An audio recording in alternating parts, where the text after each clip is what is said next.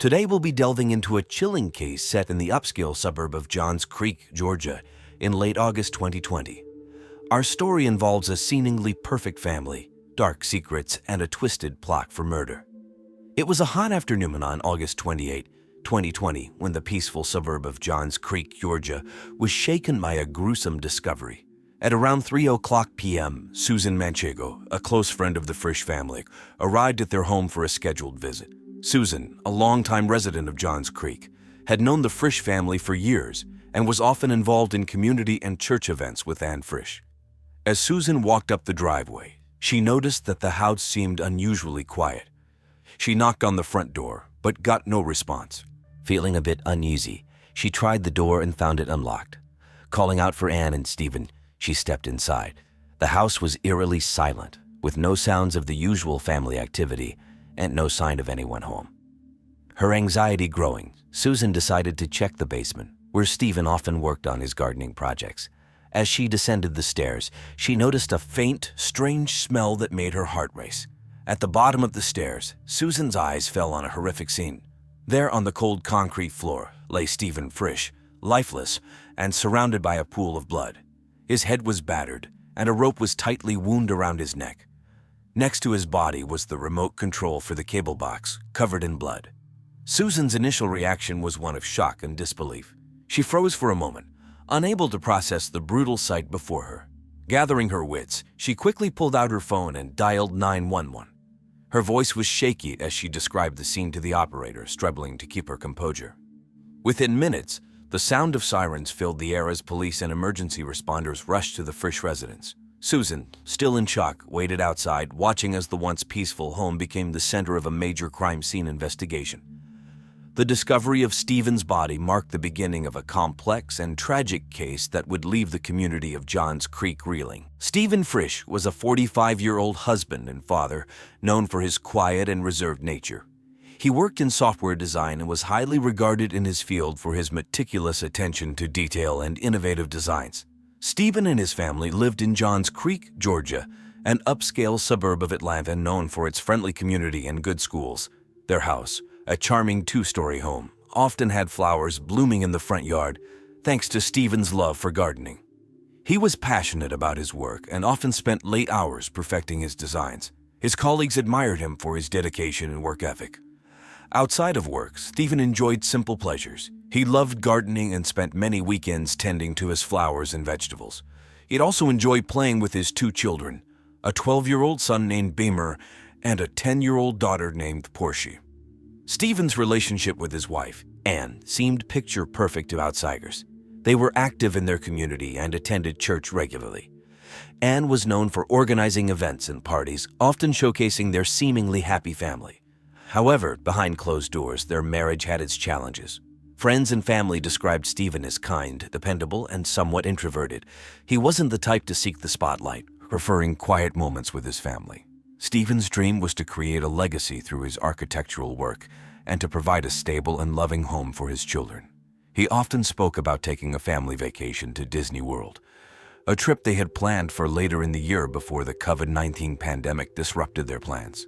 In the days leading up to his death, Stephen had been working on a major project that he hoped would secure a significant promotion.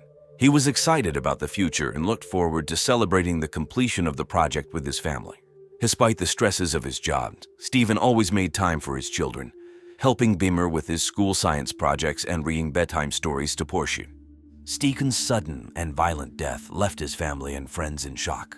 The community of Johns Creek mourned the loss of a man who was not only a skilled professional, but also a loving father and husband. Stephen Frisch's tragic end was a stark contrast to the peaceful life he had worked so hard to build. When the Johns Creek Police Department received Susan Manchego's frantic 911 call on August 28, 2020, they responded quickly. Detective Sheena Hayes, a seasoned investigator with over 20 years of experience, led the team. Known for her sharp instincts and methodical approach, Hayes was determined to get to the bottom of the case. The police arrived at the Frisch residence within minutes. The neighborhood was quiet, with neighbors peeking out from behind their curtains, shocked by the sudden commotion. The house was quickly cordoned off with yellow police tape, and the officers began their investigation. The basement where Stephen Frisch's body was found was a scene of horror. The concrete floor was stained with blood, and Stephen's body lay in the center, surrounded by gardening tools and supplies. The remote control for the cable box, covered in blood, was found near his head, indicating it had been used to bludgeon him. The rope around his neck was tightly wound, showing signs of a violent struggle. Detective Hayes and her team meticulously combed through the crime scene. They collected fingerprints from the remote control and nearby surfaces, hoping to find a match. DNA samples were taken from the rope and any other potential evidence. The team used luminol to detect traces of blood that might have been cleaned up, illuminating the extent of the violence in a bluish glow. They also photographed every angle of the scene, ensuring no detail was overlooked. Outside the house, a crowd began to gather. Local news crews from stations like WSBT arrived, their cameras rolling as they reported on the shocking murder in the typically quiet suburb. Reporters interviewed neighbors, who expressed their disbelief and sorrow over Stephen's death. Back inside, the investigation continued. Detective Hayes noticed that despite the brutal attack, there were no signs of forced entry, suggesting the killer was someone Stephen knew and trusted. The police questioned Susan Manchego, who found the body. Still in shock, she recounted her discovery, providing crucial details about the Frisch family's recent activities. The police also looked into Stephen's recent communications. They searched his phone, computer, and social media accounts, seeking clues that might point to a motive or suspect. Emails, text messages, and recent calls were scrutinized for any hint of trouble in Stephen's life. Detective Hayes and her team worked late into the night, piecing together the events leading up to the murder. The evidence collected at the scene painted a picture of a brutal personal attack. As the investigation progressed, the police began to build a list of potential suspects, starting with those closest to Stephen. The first suspect the police focused on was Anne Frisch, Stephen's wife. At 42, Anne was known for her charismatic and outgoing personality. She was often seen at local events, organizing community gatherings and church activities. To neighbors and friends, Anne seemed like the perfect wife and mother, always smiling and full of energy. However, the police knew that appearances could be deceiving. Detective Sheena Hayes began by interviewing Anne at the police station. Anne appeared distraught, her eyes red from crying. She explained that she had been out shopping at the local Whole Foods when the murder occurred. Anne presented her receipt and mentioned that she had bumped into a friend, Martha Green, who could verify her alibi. However, the police were not entirely convinced. They needed to investigate further. The police dug into Anne's background. They discovered that despite her public persona, she had been involved in a secret love affair with a man named Nick Bromley. This revelation added a new layer of complexity to the case. Could Anne's affair have led to Stephen's murder? Detective Hayes questioned Anne about her relationship with Nick. Anne admitted to the affair and said the sex was, quote, fabulous, but insisted that she had no reason to harm Stephen. She claimed that Stephen was a good husband and father and that their marriage, while sexually unfulfilling, was stable. Anne's demeanor during the interrogation was a mix of sadness and defensiveness. She seemed genuinely heartbroken over Stephen's death, but also wary of the police's suspicions. The police also examined Anne's financial records. They found that Stephen had a substantial life insurance policy, with Anne as the primary beneficiary. This discovery raised questions about a potential financial motive. Could Anne have wanted the insurance money to start a new life with Nick? To verify Anne's alibi, Detective Hayes spoke with Martha Green. Martha confirmed that she had seen Anne at Whole Foods around the time of the murder. However, the timeline was tight, and there was still a possibility that Anne could have been involved. The police also checked surveillance footage from the store, which showed Anne shopping, but it did not conclusively prove her innocence. Despite Anne's cooperation, the evidence against her began to mount. Her affair with Nick and the potential financial motive made her a prime suspect. The police continued to monitor her closely, looking for any signs of further deception. As the investigation progressed, Anne's calm and composed exterior began to crack. She became increasingly anxious, knowing that the police were scrutinizing her at every move. The once vibrant and confident woman now appeared haunted by the shadows of her secrets. Nick Bromley, the second suspect, was Anne Frisch's lover. At 38, Nick was known for his charm and fitness. He worked as a personal trainer at a local gym and was popular among his clients. Nick had a reputation as a ladies' man and was often seen driving his sleek BMW around Johns Creek. Detective Sheena Hayes brought Nick in for questioning. When he arrived at the police station, Nick appeared confident and relaxed. He denied any involvement in Stephen's murder and claimed he was at the gym during the time of the crime. He even provided the names of several clients who could verify his alibi. The police decided to dig deeper into Nick's background. They discovered that Nick had a history of manipulative behavior. He had been involved in several tumultuous relationships in the past, some of which ended badly. This information made the police suspicious. Could Nick's relationship with Anne have driven him to murder? Detective Hayes questioned Nick about his affair with Anne. Nick admitted to the relationship but insisted that he had no reason to harm Stephen. He claimed that Anne had told him she was unhappy in her marriage, but never mentioned wanting to harm her husband.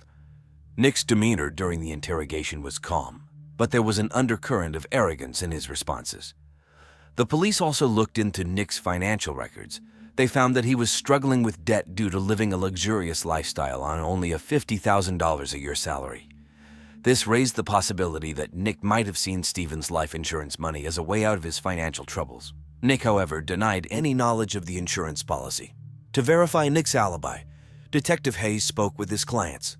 Most confirmed that Nick was indeed at the gym, but there was a small window of time unaccounted for. The police checked the gym's surveillance footage, which showed Nick training clients, but there were gaps in the timeline that left room for doubt. As the investigation continued, Nick's confident exterior began to falter. He became more defensive, especially when the police confronted him with the possibility of a financial motive. The tension was palpable as Detective Hayes pressed Nick for more details about his relationship with Anne and his activities on the day of the murder.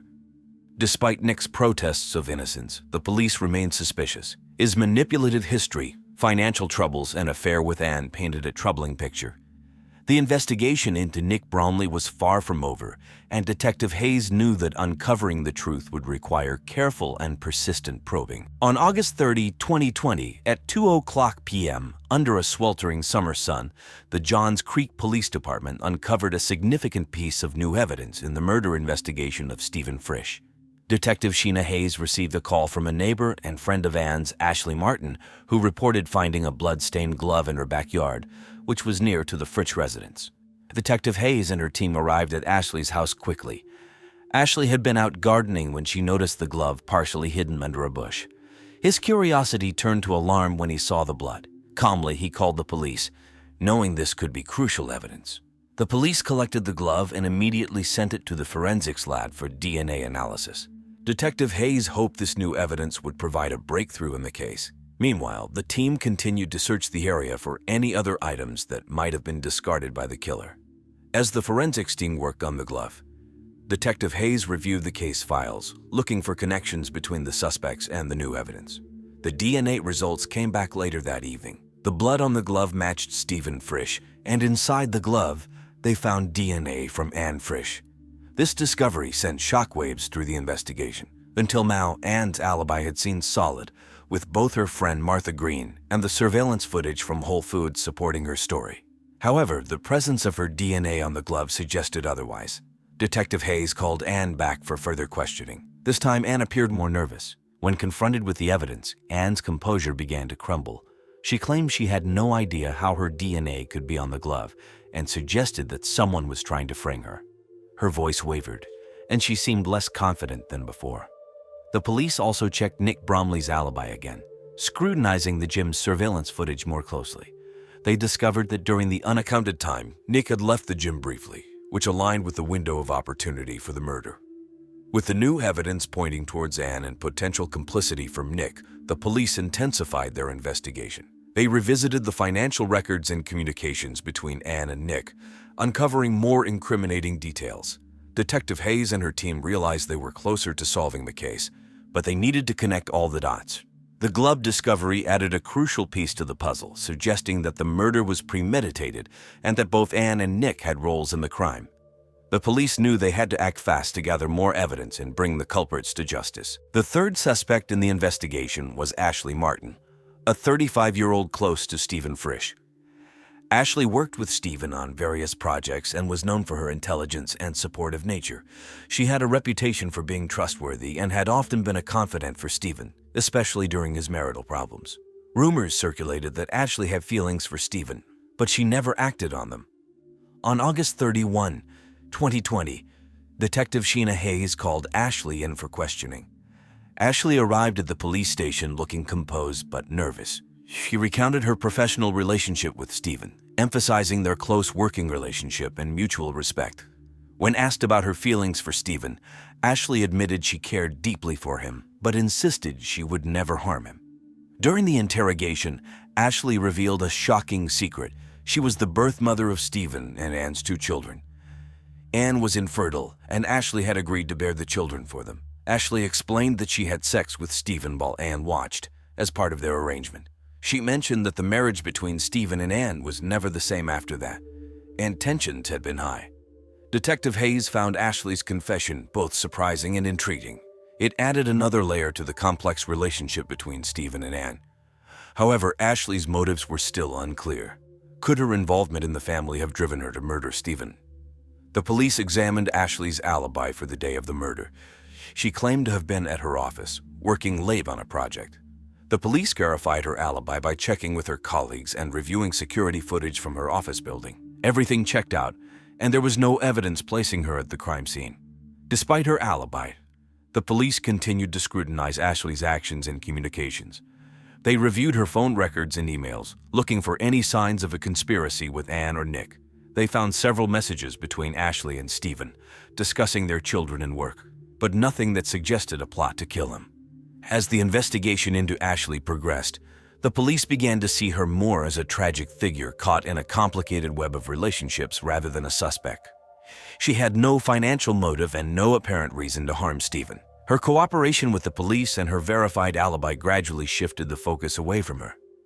Detective Hayes and her team continued to keep Ashley under observation, but redirected their main efforts back to Anne and Nick, whose motives and actions seemed increasingly suspicious. The investigation was drawing closer to a conclusion, with each piece of evidence bringing them nearer to the truth. On September 2, 2020, the Johns Creek Police Department finally identified the murderer.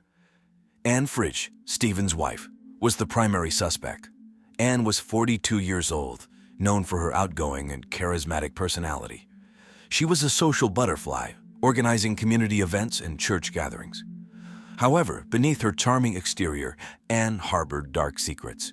Detective Sheena Hayes pieced together the evidence: the bloody glove with Anne's DNA, her affair with Nick Bromley, and the substantial life insurance policy. Anne and Nick had planned to kill Stephen and collect the insurance money to start a new life together. They intended to stage the murder as a burglary gone wrong, diverting suspicion from themselves.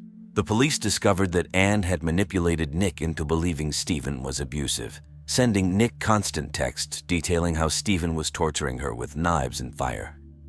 This twisted story convinced Nick to participate in the murder. Anne even made Nick sign a love pact, sealed with blood and other bodily fluids, to ensure his loyalty. The breakthrough came during Nick's second interrogation. Under pressure, Nick confessed that Anne had also planned to kill him after collecting the insurance money, fearing he would eventually turn on her. This shocking revelation painted Anne as a cold-blooded manipulator willing to eliminate anyone who stood in her way. On the morning of September 2, Detective Hayes and her team moved to arrest Anne.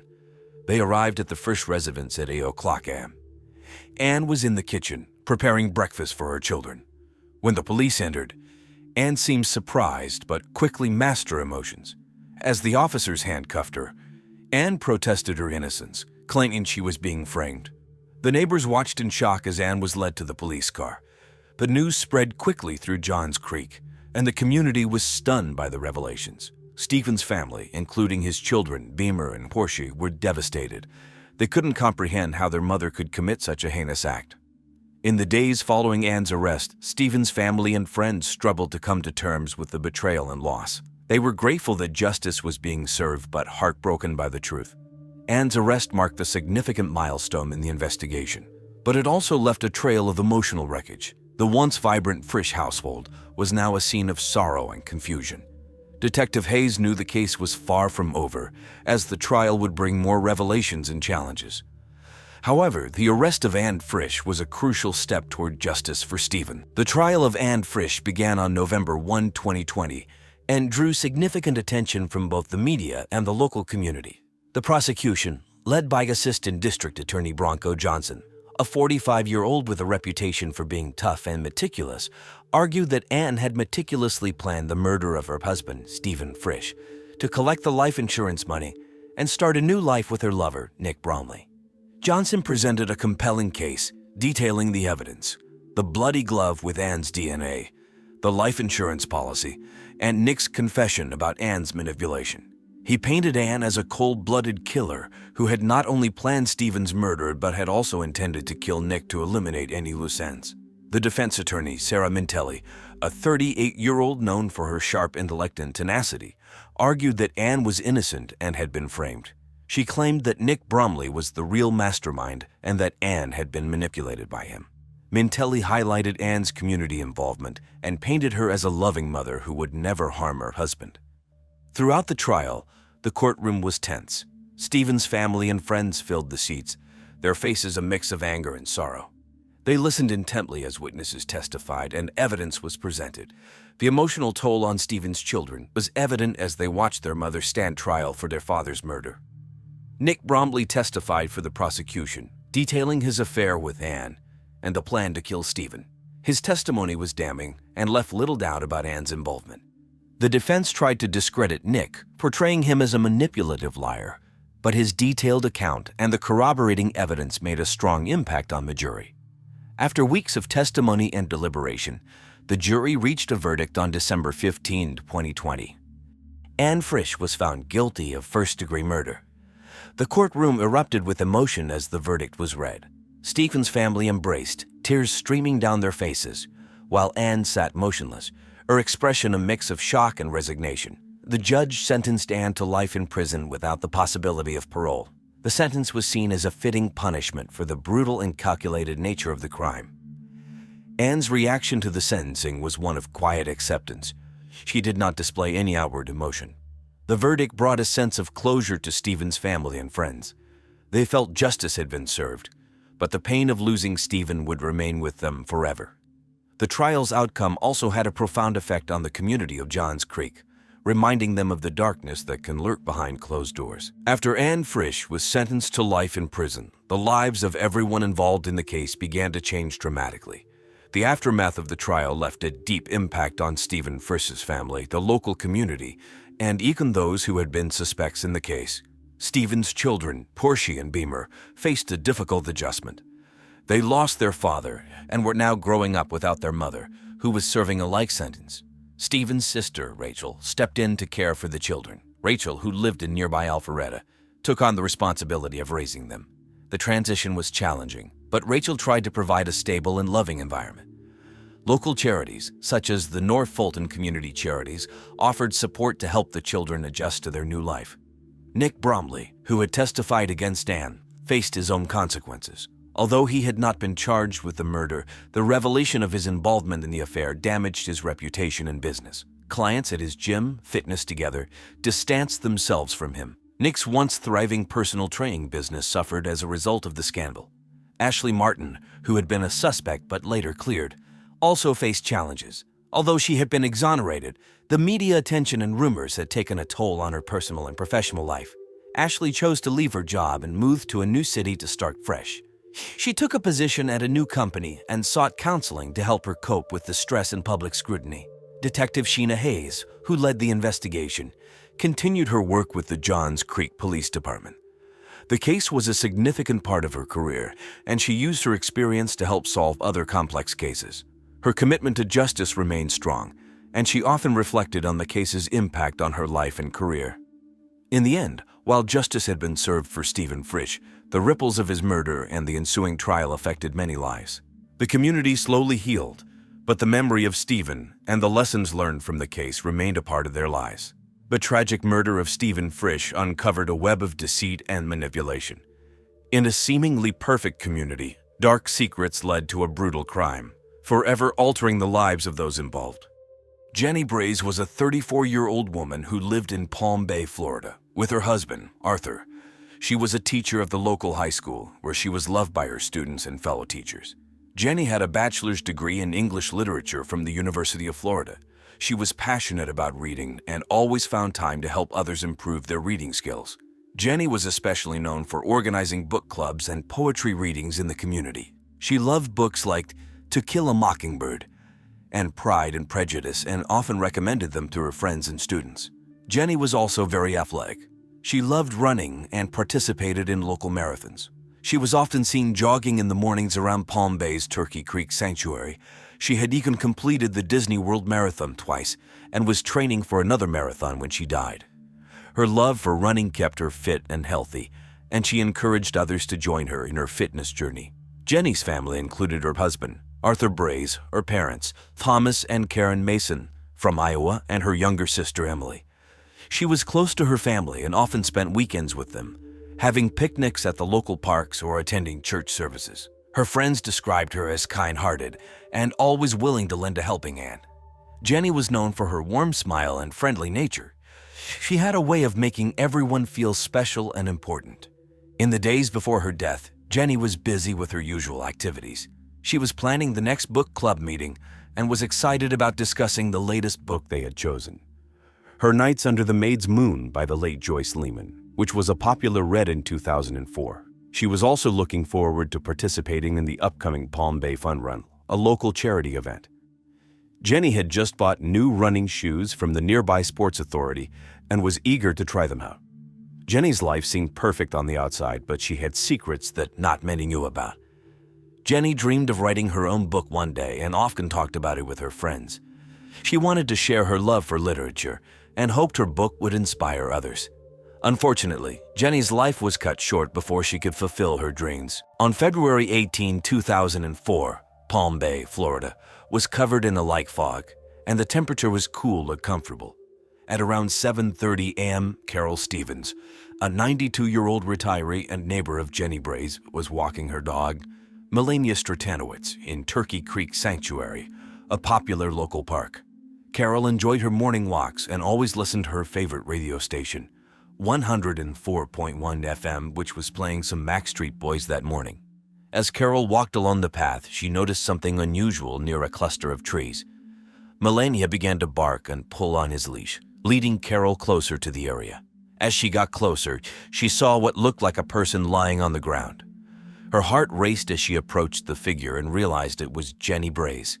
Jenny was lying on her back, her eyes blown out by gunshots, blood surrounding her head. Carol was in shock. She quickly took out her cell phone, a Nokia 3310, and dialed 911, her hands trembling. The operator instructed her to stay on the line and wait for the police and paramedics to arrive. Carol kept glancing at Jenny, unable to believe what she was seeing. Within minutes, the sound of sirens filled the air as the police and paramedics arrived. Officers quickly secured the area, and paramedics confirmed that Jenny was dead. They noticed 2 gunshot wounds, one in each eye, and a message written in blood beside her, "I am a cheater." The scene was both shocking and heartbreaking. As the police worked, news of the murder quickly spread through the neighborhood. Local TV stations like LDES2 News and WKNG News 6 began covering the story, and reporters gathered near the park, eager for any information they could get. The discovery of Jenny Braze's body shocked the quiet community of Palm Bay.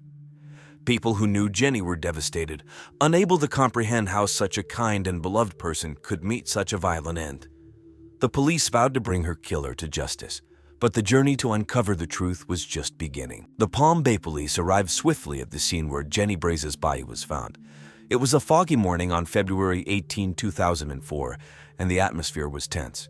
Detectives Carol Harrison and Brielle Honley led the investigation.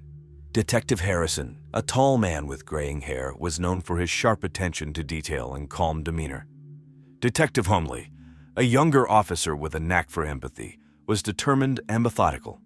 The crime scene was disturbing. Jenny's body lay on the damp ground of Turkey Creek Sanctuary, a local park. Blood surrounded her head, and the chilling message, "I am a cheater," was written in her blood next to her. She had been shot twice, once in each eye at such a close range her eye sockets were blown out, making the scene even more horrifying. As the detectives began their work, the park was quickly cordoned off with yellow police tape.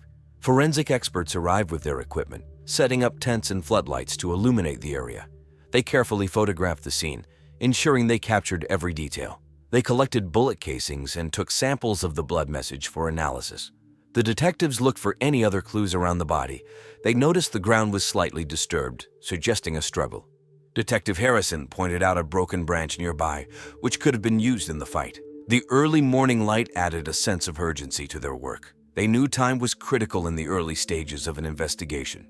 The detectives used luminol to check for any blood that might have been cleaned up. They also used metal detectors to search for any hidden evidence. As they worked, they interviewed nearby residents and park visitors who might have seen or heard anything unusual. The autopsy later confirmed that Jenny was shot with a 9mm handgun. The police knew they had to find this weapon to make their case stronger. They also checked security cameras in the area, hoping to catch any suspicious activity. Carol, still shaken, gave a brief statement to the police about how she found Jenny's body. She was visibly upset, her voice quivering as she recounted the morning's events. After her statement, Carol went home, hugging Millionaire tightly, grateful for his presence but deeply disturbed by what she had witnessed. Detectives Harrison and Humley worked long hours, piecing together the evidence. They were determined to find out who could commit such a brutal crime against someone so beloved in their community. Every detail mattered, and they couldn't afford to miss anything. The investigation was just beginning, and the detectives knew they had a long road ahead. The community of Palm Bay held its breath, waiting for answers and hoping for justice for Jenny Braze. Arthur Braze, Jenny's husband, was the first suspect the police investigated. Arthur was 36 years old and worked at a local pet supply store. He was known to be methodical and logical, with a passion for solving complex problems. His interest in amateur pharmacology, a hobby where he experimented with different chemicals, made the police suspicious. Detectives Carol Harrison and Betrayal Humley brought Arthur in for questioning on the evening of February 19, 2004. The interrogation room was quiet and dimly lit, adding to the tension. Arthur appeared calm, but was visibly tired and stressed. He claimed he had been working late on the night of the murder, trying to complete an inventory of the store. Arthur described his marriage to Jenny as generally happy but admitted they had their struggles. He said he had no idea who could have wanted to harm her. When the detectives asked about Jenny's affairs, Arthur's calm demeanor shifted. He seemed shocked and hurt, insisting he did not know anything about her extramarital relationships. Detectives pressed Arthur on his whereabouts during the critical hours of the murder. Arthur provided an alibi, stating he was at work until 10 p.m. and then went straight home. However, there were no witnesses to confirm his story.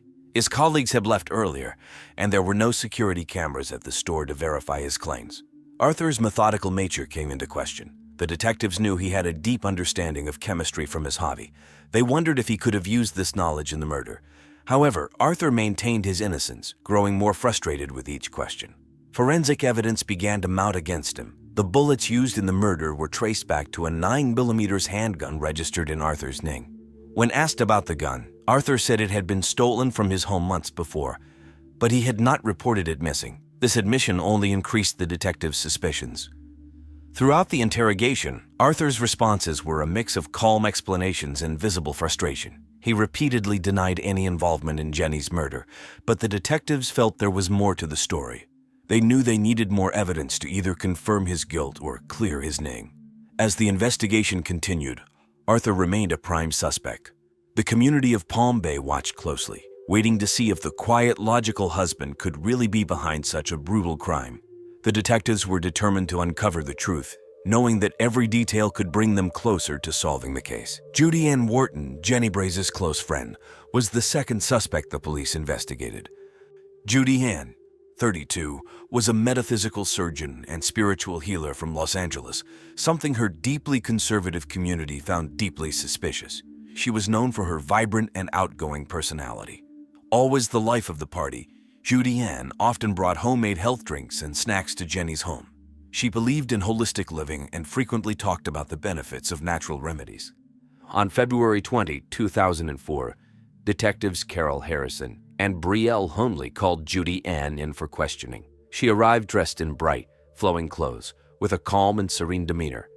The detectives asked her about her relationship with Jenny, and Judy Ann admitted they were very close friends. She also confessed that they had a sexual relationship, but insisted it was consensual and loving. Judy Ann's alibi for the night of the murder was that she was hosting a spiritual healing session at her home, attended by several people. She provided the names of the attendees, who later confirmed her story. However, the detectives were still suspicious due to her close relationship with Jenny and access to her home. When questioned about the murder, Julianne seemed genuinely shocked and saddened.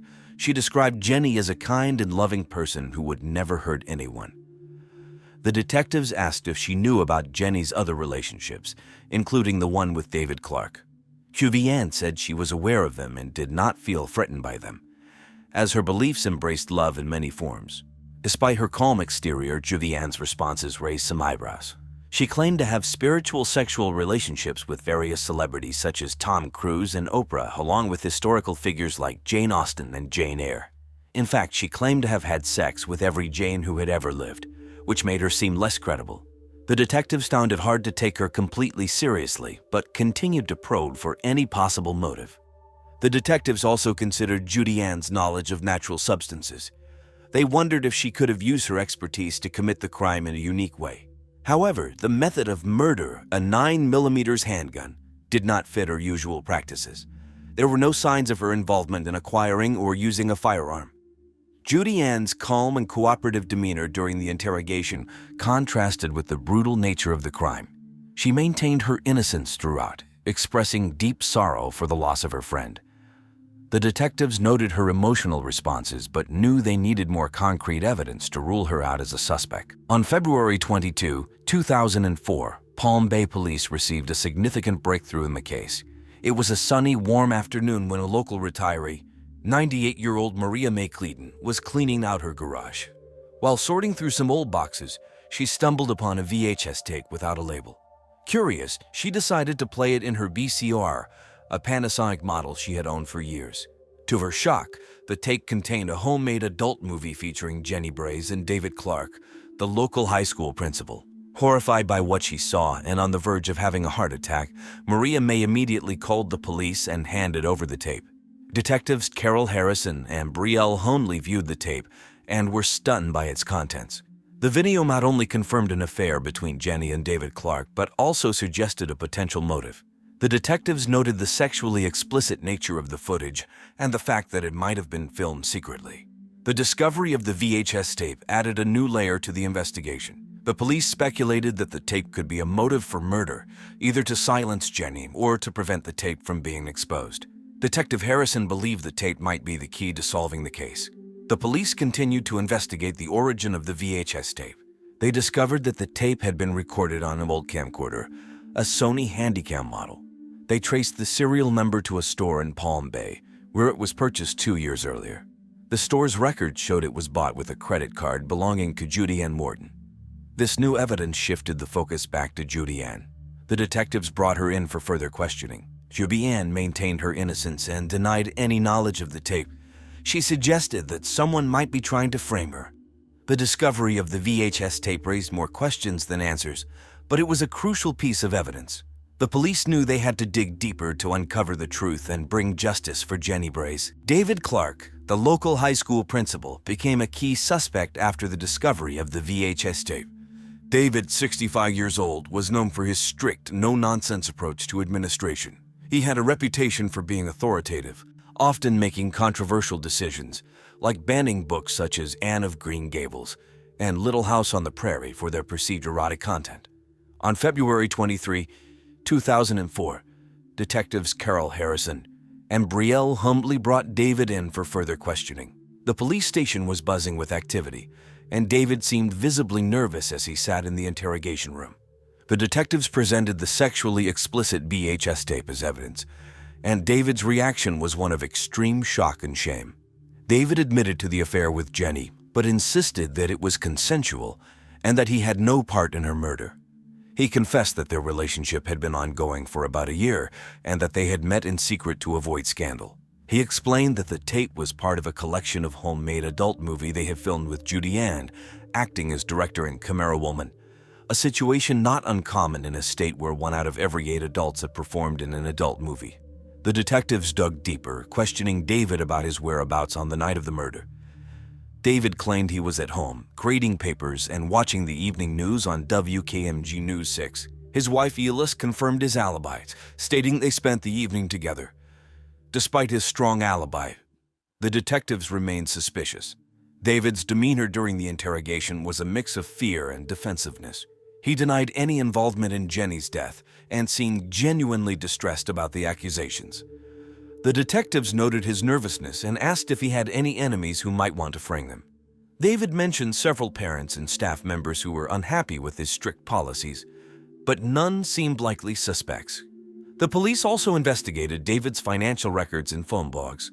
They found no evidence of financial trouble or suspicious activity. His phone records showed no contact with Jenny on the day of the murder, supporting his claim that they hadn't planned to meet. However, the detectives were not entirely convinced of David's innocence. A sexually explicit tape, his secret relationship with Jenny, and his authoritative nature all pointed to possible motives. They knew they needed more evidence to either clear his name or prove his guilt. As the investigation continued, the community of Palm Bay was left reeling from the revelations. Parents and students at the high school were shocked to learn about David's secret hobby and his affair with Jenny. The detectives were determined to get to the bottom of the case, knowing that every piece of evidence brought them closer to finding Jenny's killer. On February 24, 2004, after days of intense investigation, the police finally identified the murderer, Arthur Braze, Jenny's husband. Arthur, 36, worked at a local pet supply store and was known for his logical and methodical nature. The police pieced together a timeline of events and evidence that pointed directly to him. Arthur discovered Jenny's affairs with David Clark and Judy Ann Wharton, which left him feeling utterly betrayed. The emotional turmoil and anger drove him to meticulously plan her murder. His motive was clear: revenge and a desire to expose Jenny's infidelity. On the night of the murder, Arthur left work earlier than he claimed. Surveillance footage from a nearby gas station showed him purchasing a pair of gloves and a bottle of water around 8 p.m. This contradicted his alibi of working late. Additionally, ballistics tests confirmed that the bullets used in Jenny's murder came from the 9mm handgun registered to Arthur, which he claimed had been stolen.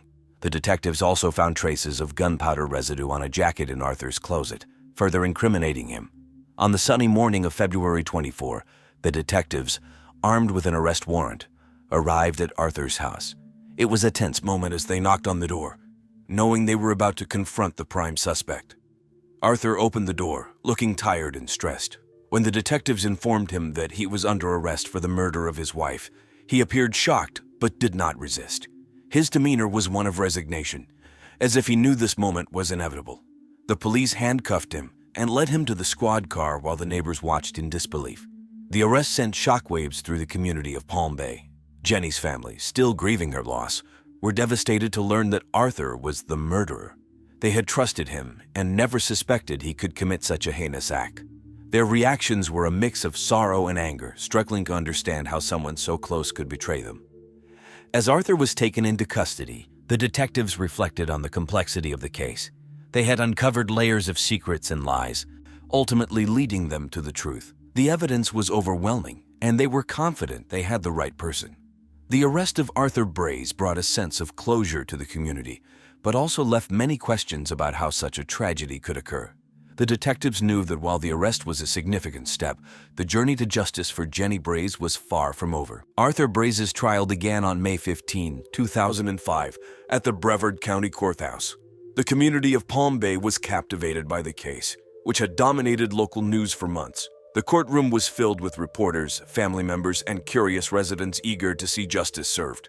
The prosecution was led by District Attorney Sarah Goober, a 45-year-old with a reputation for being tough and thorough.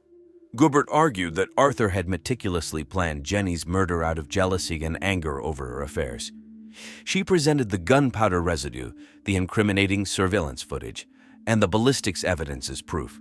Goober also highlighted the note written in Jenny's blood, "I am a cheater," as a clear sign of Arthur's motive. The defense attorney, Robert Lackley, was a seasoned lawyer known for his calm demeanor and sharp intellect. Lackley, 50, argued that the evidence was circumstantial and that there was no direct proof linking Arthur to the crime scene at the exact time of the murder. He suggested that someone else could have framed Arthur, pointing out the other suspects, David Clark and Judy Ann Wharton, who also had motives. Throughout the trial, Jenny's family sat in the front row, their faces a mix of sorrow and determination. They listened intently as witnesses testified and evidence was presented.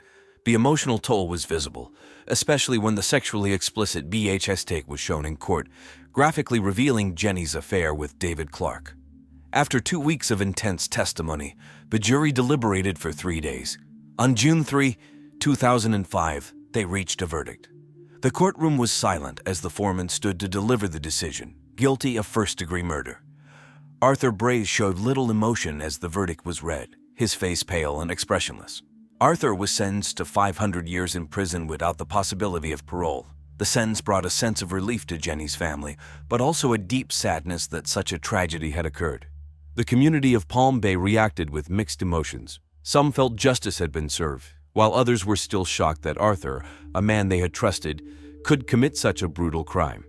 The case sparked conversations about domestic violence and the hidden lives people lead behind closed doors. After the trial of Arthur Braze concluded in June 2004, the residents of Palm Bay, Florida, began the long process of moving forward. David Clark, the high school principal, faced severe backlash after the trial. His affair with Jenny and the explicit VHS tape had tarnished his reputation. He resigned from his position and moved away from Palm Bay, seeking anonymity in a small town in Georgia. Despite his involvement in the scandal, he was never charged with any crime related to Jenny's death.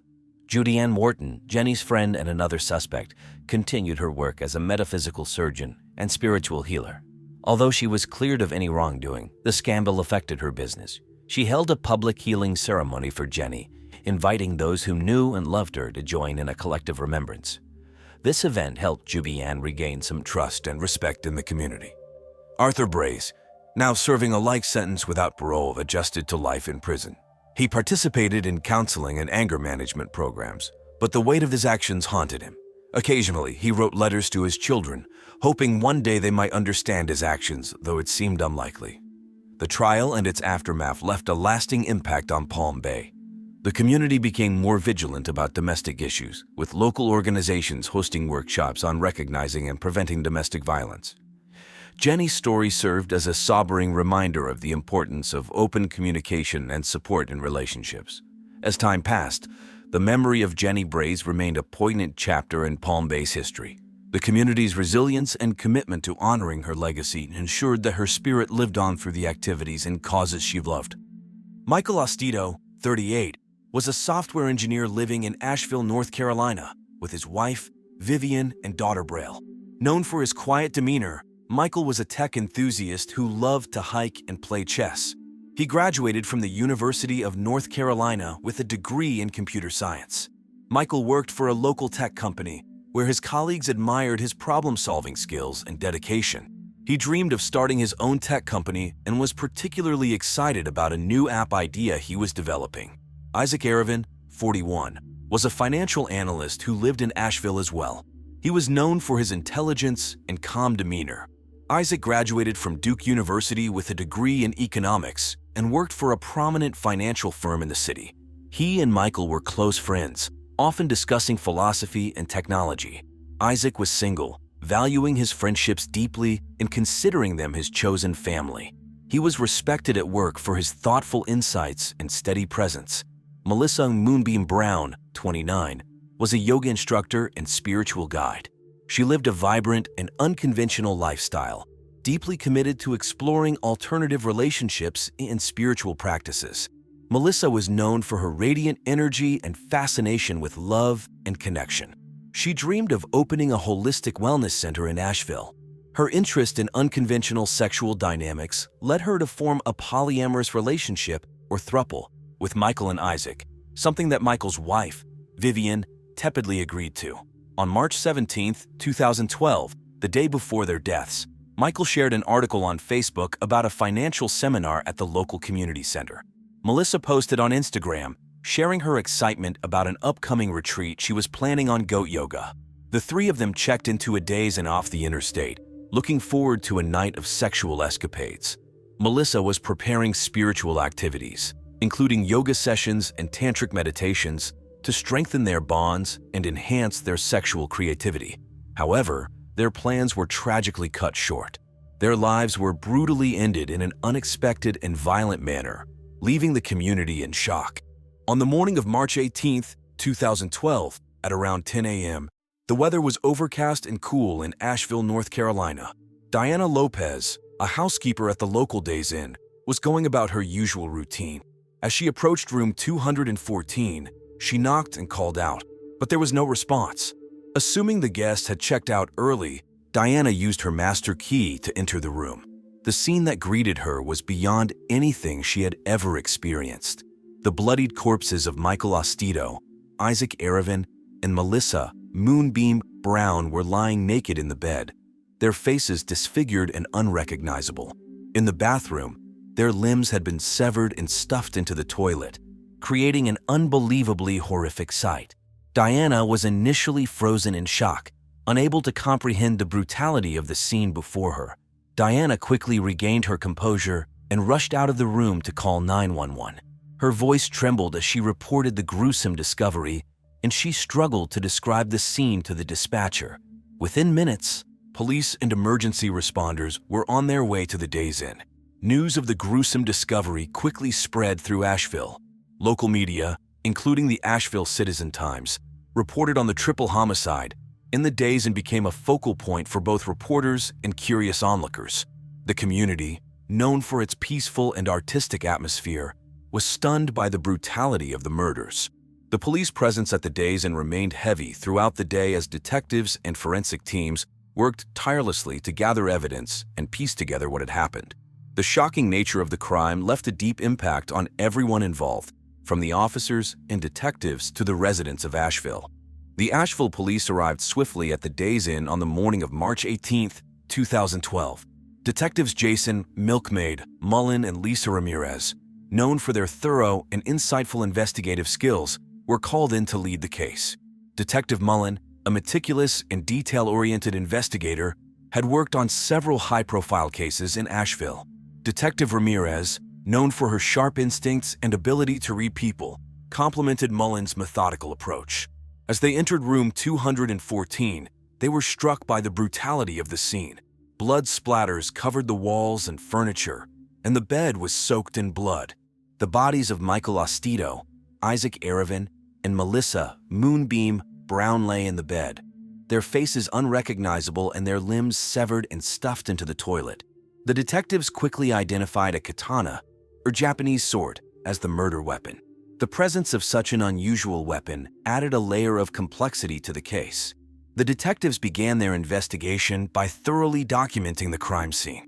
They took numerous photographs and collected samples for DNA analysis. Luminol was used to detect blood traces that were not immediately visible. The forensic team carefully gathered fibers, hair samples, and any other potential evidence that might provide clues about the killer. Detectives Mullen and Ramirez also spoke with Diana Lopez, the housekeeper who had discovered the bodies.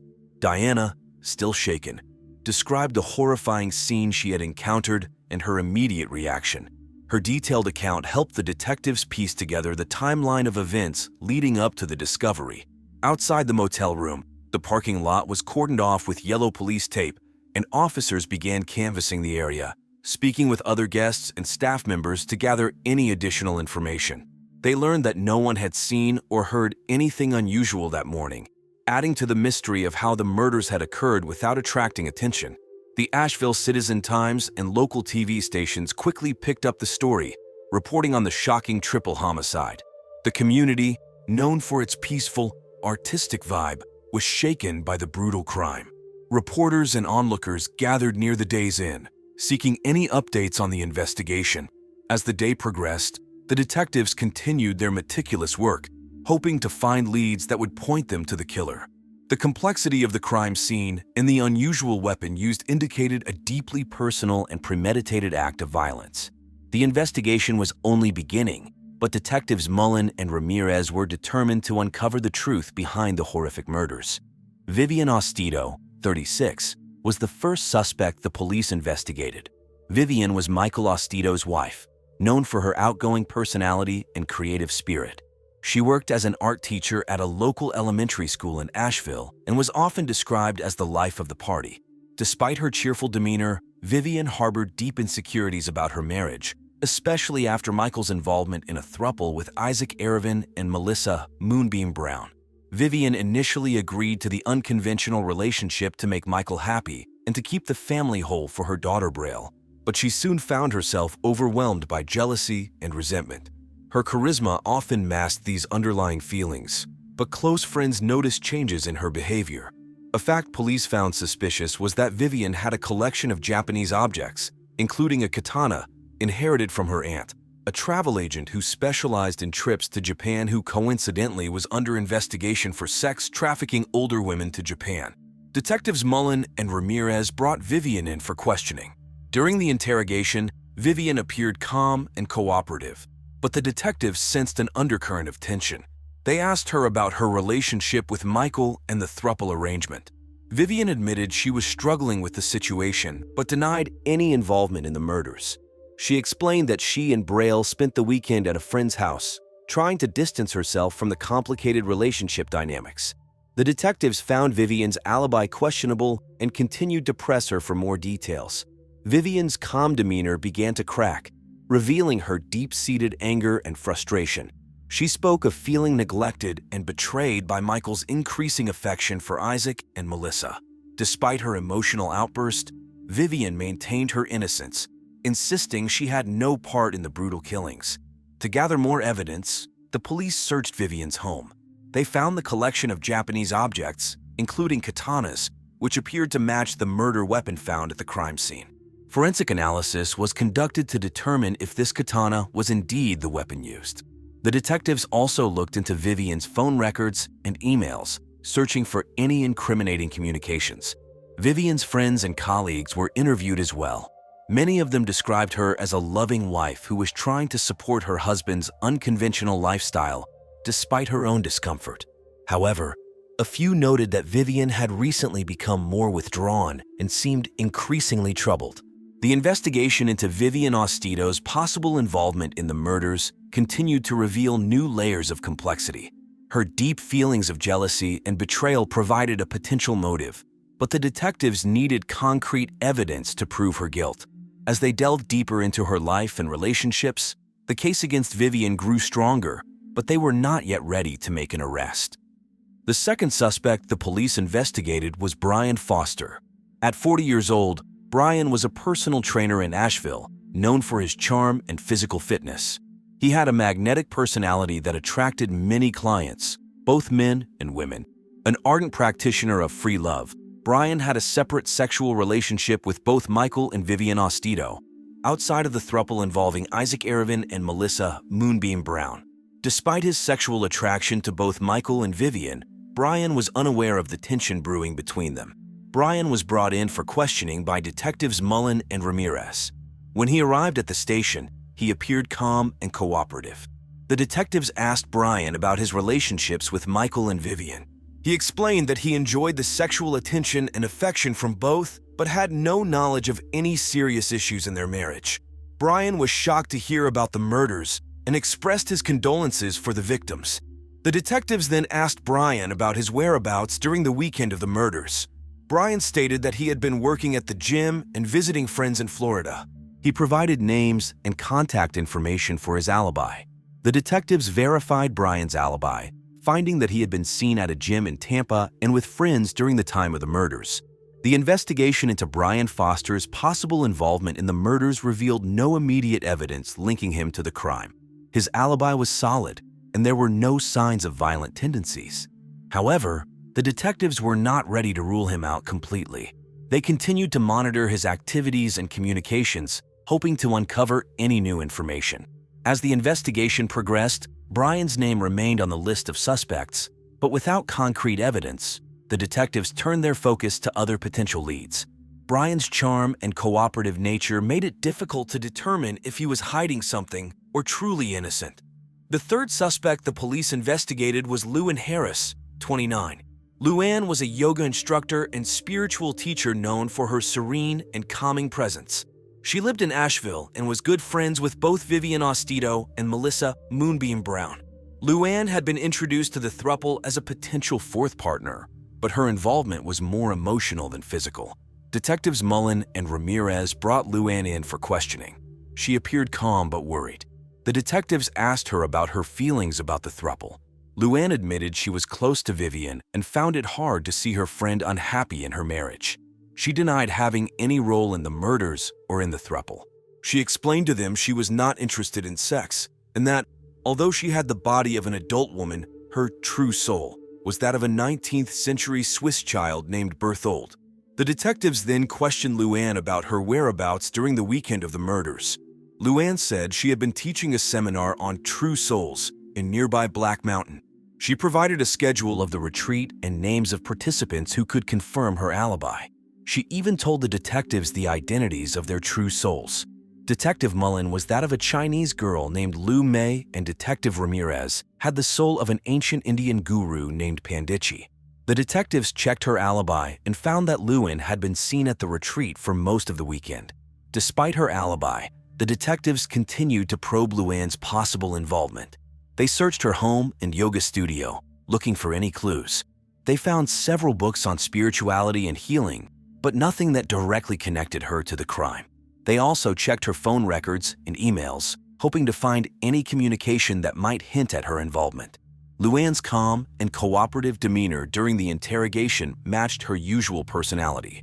However, the detectives remained skeptical. They knew that people could hide their true intentions well. The police interviewed Luann's yoga students and colleagues. Most described her as peaceful and dedicated to her practice. No one reported seeing any signs of violent behavior or unusual actions. Despite this, the detectives continued to monitor Luann, aware that jealousy could be a powerful motive. The investigation into Luann Harris revealed no immediate evidence linking her to the murders. Her alibi was strong, and her background showed no history of violence.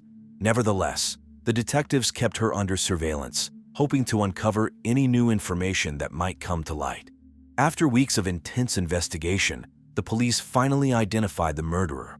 On the morning of April 10, 2012, a breakthrough came when forensic analysis confirmed that the katana found at the crime scene matched the one in Vivian Ostito's collection. Detectives Mullen and Ramirez pieced together evidence from phone records, emails, and interviews, leading them to conclude that Vivian was the killer. Vivian, an art teacher, had a vibrant and charismatic personality that hid her deep insecurities. She felt neglected and betrayed by her husband Michael's growing sexual attachment to Isaac and Melissa. The throuple arrangement, which she initially accepted only to make Michael happy, became unbearable as she watched him drift further away. Vivian's jealousy and resentment reached a breaking point, driving her to commit the brutal murders. On the night of the crime, Vivian used her knowledge of Japanese swords to carry out the killings. Late at night, she waited until Michael, Isaac, and Melissa were asleep at the day's inn before entering the room with the katana.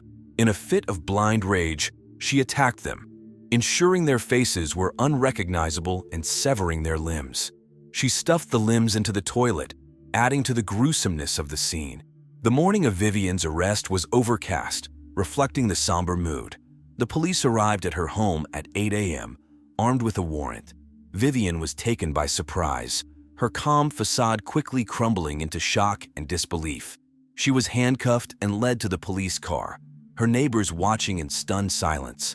As the police car drove away, Vivian's emotions ranged from shock to a haunting realization of what she had done. The once vibrant art teacher was now at the center of a horrifying crime. The news of her arrest spread quickly through Asheville, leaving the community reeling. Brian Foster and Luann Harris, once suspects themselves, were equally shocked by the revelation. They had suspected Vivian's jealousy, but never imagined it would lead to such violence.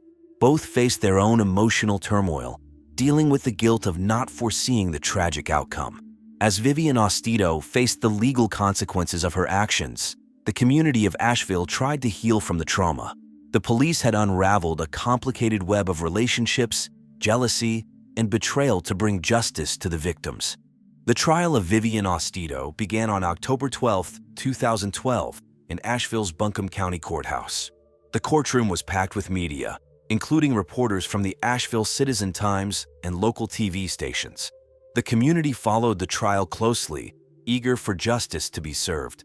The prosecution was led by District Attorney Ray Reynolds, a seasoned lawyer known for his firm stance on violent crimes. Reynolds, 75, was confident and assertive, presenting a compelling case against Vivian. He detailed how her jealousy and resentment had driven her to commit the brutal murders. Reynolds showed the jury the forensic evidence linking the katana to Vivian and highlighted her motive rooted in emotional turmoil. Vivian's defense attorney, Rachel McAllister, was 38 and known for her empathetic approach to cases. McAllister argued that Vivian's actions were a result of temporary insanity brought on by the extreme stress and emotional pain from the throuple arrangement. She painted a picture of a woman pushed to her limits by a complicated and unorthodox relationship dynamic. McAllister called several witnesses who testified about Vivian's previously stable and kind nature, trying to evoke sympathy from the jury. Throughout the trial, the emotional reactions of the victims' families were palpable. Michael Ostito's family sat in the courtroom, their faces a mix of sorrow and anger. Melissa Moonbeam Brown's spiritual community members, known as the Sunshine Family, attended daily, holding ritual scarring sessions outside the courthouse. After 3 weeks of testimony and evidence, the jury reached a verdict. On October 22, 2012, Vivian Ostito was found guilty of 3 counts of first-degree murder. The courtroom was silent as the verdict was read, with the victims' families showing a mix of relief and grief. The judge sentenced Vivian to 3 consecutive life terms in prison. Vivian remained expressionless as the sentence was handed down, her once vibrant personality now a shadow of its former self. The sentencing brought a sense of closure to the victims' families, though the pain of their loss remained. Michael's family felt justice had been served, but they continued to mourn his untimely death. Melissa's spiritual community and Isaac's relatives hoped the verdict would bring some peace, though they knew the healing process would be long. Following Vivian Ostito's trial and sentencing, life began to slowly return to normal for those involved in the case. For the victims' families, the pain of their loss lingered, but the closure provided by the verdict brought a sense of peace. The detectives received commendations for their dedication and professionalism in solving the case. They continued to work on other investigations, though the memory of the gruesome murders stayed with them.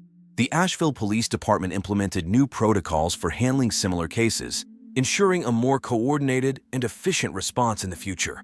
For Brian Foster and Lewin Harris, life took unexpected turns after the trial. Brian, still reeling from the shock of Vivian's betrayal, decided to leave Asheville and start afresh in Tampa, Florida. He found solace in his work as a personal trainer, channeling his energy into helping others achieve their fitness goals. Luann, on the other hand, chose to deepen her spiritual practice, finding comfort in yoga and meditation. She opened her own studio in downtown Asheville, offering classes that focused on healing and inner peace. As the years passed, the memory of the triple homicide faded from the public consciousness, replaced by new events and headlines. Asheville continued to thrive as a vibrant and eclectic community, known for its art galleries, craft breweries, and scenic mountain views. But for those who had been directly impacted by the tragedy, the scars remained, a reminder of the fragility of life and the importance of cherishing every moment. This concludes today's episode of True Crime Case Files. The story of Michael Ostito, Isaac Arevin, and Melissa Moonbeam Brown is a harrowing reminder of the complexities and potential dangers within unconventional relationships. Behind closed doors, hidden tensions and unaddressed emotions can lead to devastating outcomes. In November of 2003, the city of Miami was captivated by the shocking death of James Dupixent, a wealthy and influential figure in the local high society. At 65 years old, James had amassed a fortune as a real estate mogul, known for his cutthroat business tactics that had earned him a place at the top of Miami's elite. However, behind James' polished exterior, there lurked a dark secret that would ultimately play a significant role in his demise. Unbeknownst to many, James had a string of young male lovers, a fact that added an element of intrigue to the already complex narrative surrounding his life and death. Described as charismatic and ambitious, James possessed an air of confidence and authority that commanded attention wherever he went. He was a familiar face at the Florida Marlins games, passionately cheering on his beloved team. His dreams extended beyond his business empire. He yearned for genuine companionship, a longing that seemed to elude him even in the midst of his success. As news of James' death spread through the city, speculations would run rampant. The media buzzed with theories, each more sensational than the last. Some pointed fingers at his boyfriend, a young man whose identity remained shrouded in mystery. Others suspected his estranged son, with whom James had a strained relationship. Yet, amidst the swirling rumors and conjecture, one question remained. Who was responsible for the demise of this enigmatic millionaire? On a sunny afternoon in November 2003, the vibrant city of Miami was rocked by a shocking and tragic incident that would forever change the lives of those involved. James Dupixent, a prominent figure in Miami's high society, met a gruesome fate that would leave the community in a state of disbelief. It was a seemingly ordinary day when the tranquility of South Beach was shattered by the sound of a loud thud. Sarah Leon de Rosario, a renowned actress in the world of telenovelas, was enjoying the warmth of the Florida sun by her pool when she heard the disturbing noise. Curiosity and concern compelled her to investigate the source of the commotion. Rushing to the scene, Sarah's heart sank as she laid eyes upon the lifeless body of James Dupixent. The once charismatic and influential millionaire now lay motionless on the ground, his life extinguished in an instant. The shock of the sight was palpable, and the gravity of the situation began to dawn on those present. News of the tragedy spread like wildfire throughout Miami, capturing the attention of the media and the public alike. The incident took place in the midst of a vibrant and bustling city, where the streets were adorned with palm trees and the air was thick with anticipation for the upcoming Art Basel Miami Beach. The city, known for its glamorous nightlife and luxurious lifestyle, was now gripped by a dark cloud of uncertainty. As investigators arrived at the scene, the South Beach penthouse was meticulously combed for clues. The balcony, once a symbol of opulence and breathtaking views, now held the key to unraveling the mystery behind James Dupixent's untimely demise. The authorities, armed with their expertise and determination, sought to piece together the puzzle that lay before them. As the investigation unfolded, the lives of those connected to James Dupixent were scrutinized. His estranged son, his boyfriend, and others close to him would become subjects of interest for law enforcement. The web of relationships and secrets that surrounded the millionaire began to unravel, revealing a complex tapestry of motives and potential suspects. On that fateful November afternoon in 2003, the tranquility of Miami's South Beach was shattered by the chilling discovery of James Dupixent's lifeless body. The police, led by the seasoned detectives Emily Proctor and Mark Slavery, swiftly arrived at the scene to unravel the mystery behind this heinous crime. The sun cast long shadows as the investigators stepped into the opulent penthouse, its luxurious furnishings now overshadowed by the grim reality of a violent death. The room was stained with blood, a stark reminder of the brutality that had unfolded. The detectives meticulously combed through every inch of the crime scene, their eyes trained to spot the tiniest shred of evidence that could lead them to the perpetrator. As they meticulously collected DNA samples and fingerprints, the detectives couldn't help but wonder who would want to harm James Dupixent. The charismatic millionaire had enjoyed a life of opulence and success, but beneath the surface, there were secrets that could prove to be the key to this puzzling case. James's extravagant lifestyle had made him a prominent figure in Miami's high society, rubbing shoulders with celebrities like Britney Spears and Gloria Estefan at exclusive events and parties. His connections ran deep, and the detectives knew they had to tread carefully, as the killer could be lurking within these very circles. The investigation took the detectives down a twisted path, filled with interviews, alibis, and a web of complex relationships. As the days turned into weeks, the detectives tirelessly pursued every lead, leaving no stone unturned. The media frenzy surrounding the case grew, with newspapers and television stations speculating on the identity of the killer. Rumors swirled, implicating James's estranged son, a jealous ex-lover, and even a disgruntled business associate. But amidst the chaos, detectives Proctor and Slavery remained focused. They knew that the truth lay hidden in the intricacies of James's life, waiting to be unearthed. They meticulously analyzed phone records, financial transactions, and surveillance footage, determined to bring justice to the victim and closure to his grieving loved ones. As the investigation continued, the city of Miami held its breath, anxiously awaiting the resolution of this perplexing case. The detectives were determined to crack the code, to find the missing piece that would reveal the identity of the killer and expose the dark underbelly of Miami's high society. The investigation into the mysterious death of millionaire James Dupixent took a dramatic turn when the police turned their attention to Will Cooley, James's latest young boyfriend. At just 25 years old, Will was an aspiring artist known for his free-spirited nature and his passion for Latin American modernism. He had found himself captivated by James's charm and had eagerly embraced the opulent lifestyle that came with dating a wealthy businessman. As the detectives interrogated Will, they probed for any signs of jealousy or anger that might have driven him to commit such a heinous crime. Will, however, remained calm and composed throughout the questioning, vehemently denying any involvement in James's untimely demise. His alibi was supported by several witnesses who confirmed that he was at an art gallery event showcasing his latest collection at the time of the incident. The police, determined to leave no stone unturned, delved deeper into Will's background. They discovered that he had a clean record and no history of violence. Friends and acquaintances attested to his gentle nature and his unwavering dedication to his art. Will's innocence seemed increasingly likely as the investigation progressed. Nevertheless, the detectives couldn't ignore the fact that Will had been present in the penthouse at the time of James's death. They carefully examined the forensic evidence collected from the crime scene, hoping to find a breakthrough. Fingerprints and DNA samples were analyzed, but none matched Will's. As the investigation continued, the media frenzy surrounding the case intensified. News outlets across Miami were abuzz with speculation, and armchair detectives debated the possible motives behind James's murder. Theories ranged from a jealous lover seeking revenge to a business rival trying to eliminate a powerful competitor.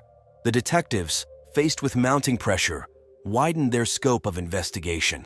They began looking into other individuals who might have had a motive to harm James. Was it his estranged son, seeking revenge for a lifetime of neglect? Or perhaps a disgruntled business partner, desperate to gain control of James's vast empire? Nicholas Dupixent, a 28-year-old finance professional, found himself entangled in a web of suspicion following the tragic demise of his estranged father, James Dupixent. November 2003 would forever be etched in the annals of Miami's history as a month marred by a high-profile death that sent shockwaves through the city's elite circles. Born into a life of privilege, Nicholas had always strived to carve out his own path, away from the shadow of his father's opulent empire. A graduate of Miami's prestigious Coral Gables High School, he had honed his intellect and ambition to excel in the cutthroat world of finance. His relentless pursuit of success had led him to Wall Street, where he had become a rising star in the world of investment banking. However, beneath the veneer of accomplishment, a deep-seated resentment festered within Nicholas. The bitter divorce between his parents, fueled by his father's infidelity with a series of young male lovers, had left an indelible mark on his psyche. The wounds of betrayal still fresh, Nicholas had distanced himself from his father, vowing never to let him back into his life. As news of James Dupixent's tragic demise reverberated through the media, Nicholas found himself thrust into the spotlight. Journalists swarmed around him, hungry for any tidbits of information that could shed light on the enigma surrounding his father's death. Television cameras captured his every move, amplifying the pressure he felt to defend his innocence against the backdrop of a grieving city. The police, armed with their relentless pursuit of justice, turned their attention to Nicholas as a potential suspect. Detectives Emily Proctor and Mark Slavery, renowned for their meticulous approach to crime solving, delved into the intricate details of his life. They probed his motives, searching for any signs of anger or resentment that might have driven him to commit such a heinous act. Nicholas's anger towards his father was undeniable. The scars of his father's betrayal ran deep, leaving a trail of emotional turmoil in their wake. However, as the detectives dug deeper, they began to unravel a complex tapestry of emotions. While his anger was palpable, there was no concrete evidence linking him to the crime. In the days that followed the tragic death of James Dupixent, the investigation took an unexpected turn. A tip from an anonymous source led the police to a hidden compartment in James's opulent South Beach penthouse. Inside this secret hiding spot, a treasure trove of scandalous materials was discovered, shedding light on the millionaire's secret life. The compartment contained a collection of sexually explicit letters and pornographic photographs, meticulously organized and hidden away from prying eyes. These materials provided a glimpse into James's hidden desires and the extent of his involvement with his young male lovers. The letters, written with an air of passion and secrecy, detailed intimate encounters and rendezvous that took place in luxurious hotel suites and exclusive nightclubs. As the police sifted through the evidence, they discovered a pattern. The letters were addressed to James from various young men, some of whom were familiar faces in Miami's social scene. The photographs captured intimate moments, frozen in time, showcasing the allure and magnetism that James possessed. It was evident that he had carefully curated this collection, a testament to his insatiable appetite for sex and the lengths he went to keep his secret life hidden. The investigation took an even more intriguing turn when the police identified some of the individuals featured in the photographs. These young men were not just random acquaintances. They were rising stars in the world of entertainment and fashion. Their faces adorned magazine covers, billboards, and television screens, captivating the public's attention with their beauty and charisma. Rumors began to circulate, fueled by the discovery of this scandalous collection. The media, always hungry for sensational stories, seized upon the opportunity to delve into James's secret life. Tabloid headlines screamed with scandalous details, speculating about the identities of the men involved and the extent of their relationship with the millionaire. As the investigation continued, the police interviewed the individuals featured in the photographs, hoping to unravel the web of deception surrounding James's death.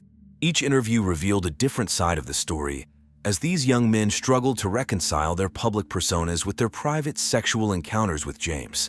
The third suspect in the investigation into the death of millionaire James Dupixent was Brodie Leach-Hallister, a native of Brisbane, Australia, who served as James's personal assistant. Brodie, known for his efficiency and unwavering dedication, had recently become the subject of rumors within James's social circle. Speculation swirled that Brodie had become James's new lover, causing jealousy and potentially providing a motive for murder. During the police interrogation, Brodie maintained a professional demeanor, answering questions with precision and clarity.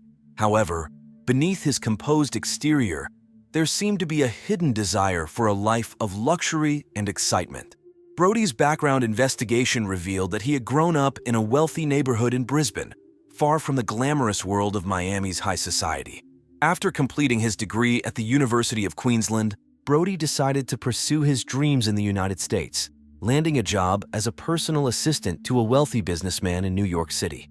It was during his time in the Big Apple that he first heard about James Dupixent, a prominent figure in the real estate industry. Driven by ambition and a desire for a better life, Brodie made the bold decision to relocate to Miami and seek employment with James. He saw this opportunity as a stepping stone to a more glamorous and exciting existence. Little did he know that his path would intersect with James's mysterious death. Brodie's relationship with James was characterized by professionalism and efficiency. He managed James's schedule, organized his appointments, and ensured that his business affairs ran smoothly.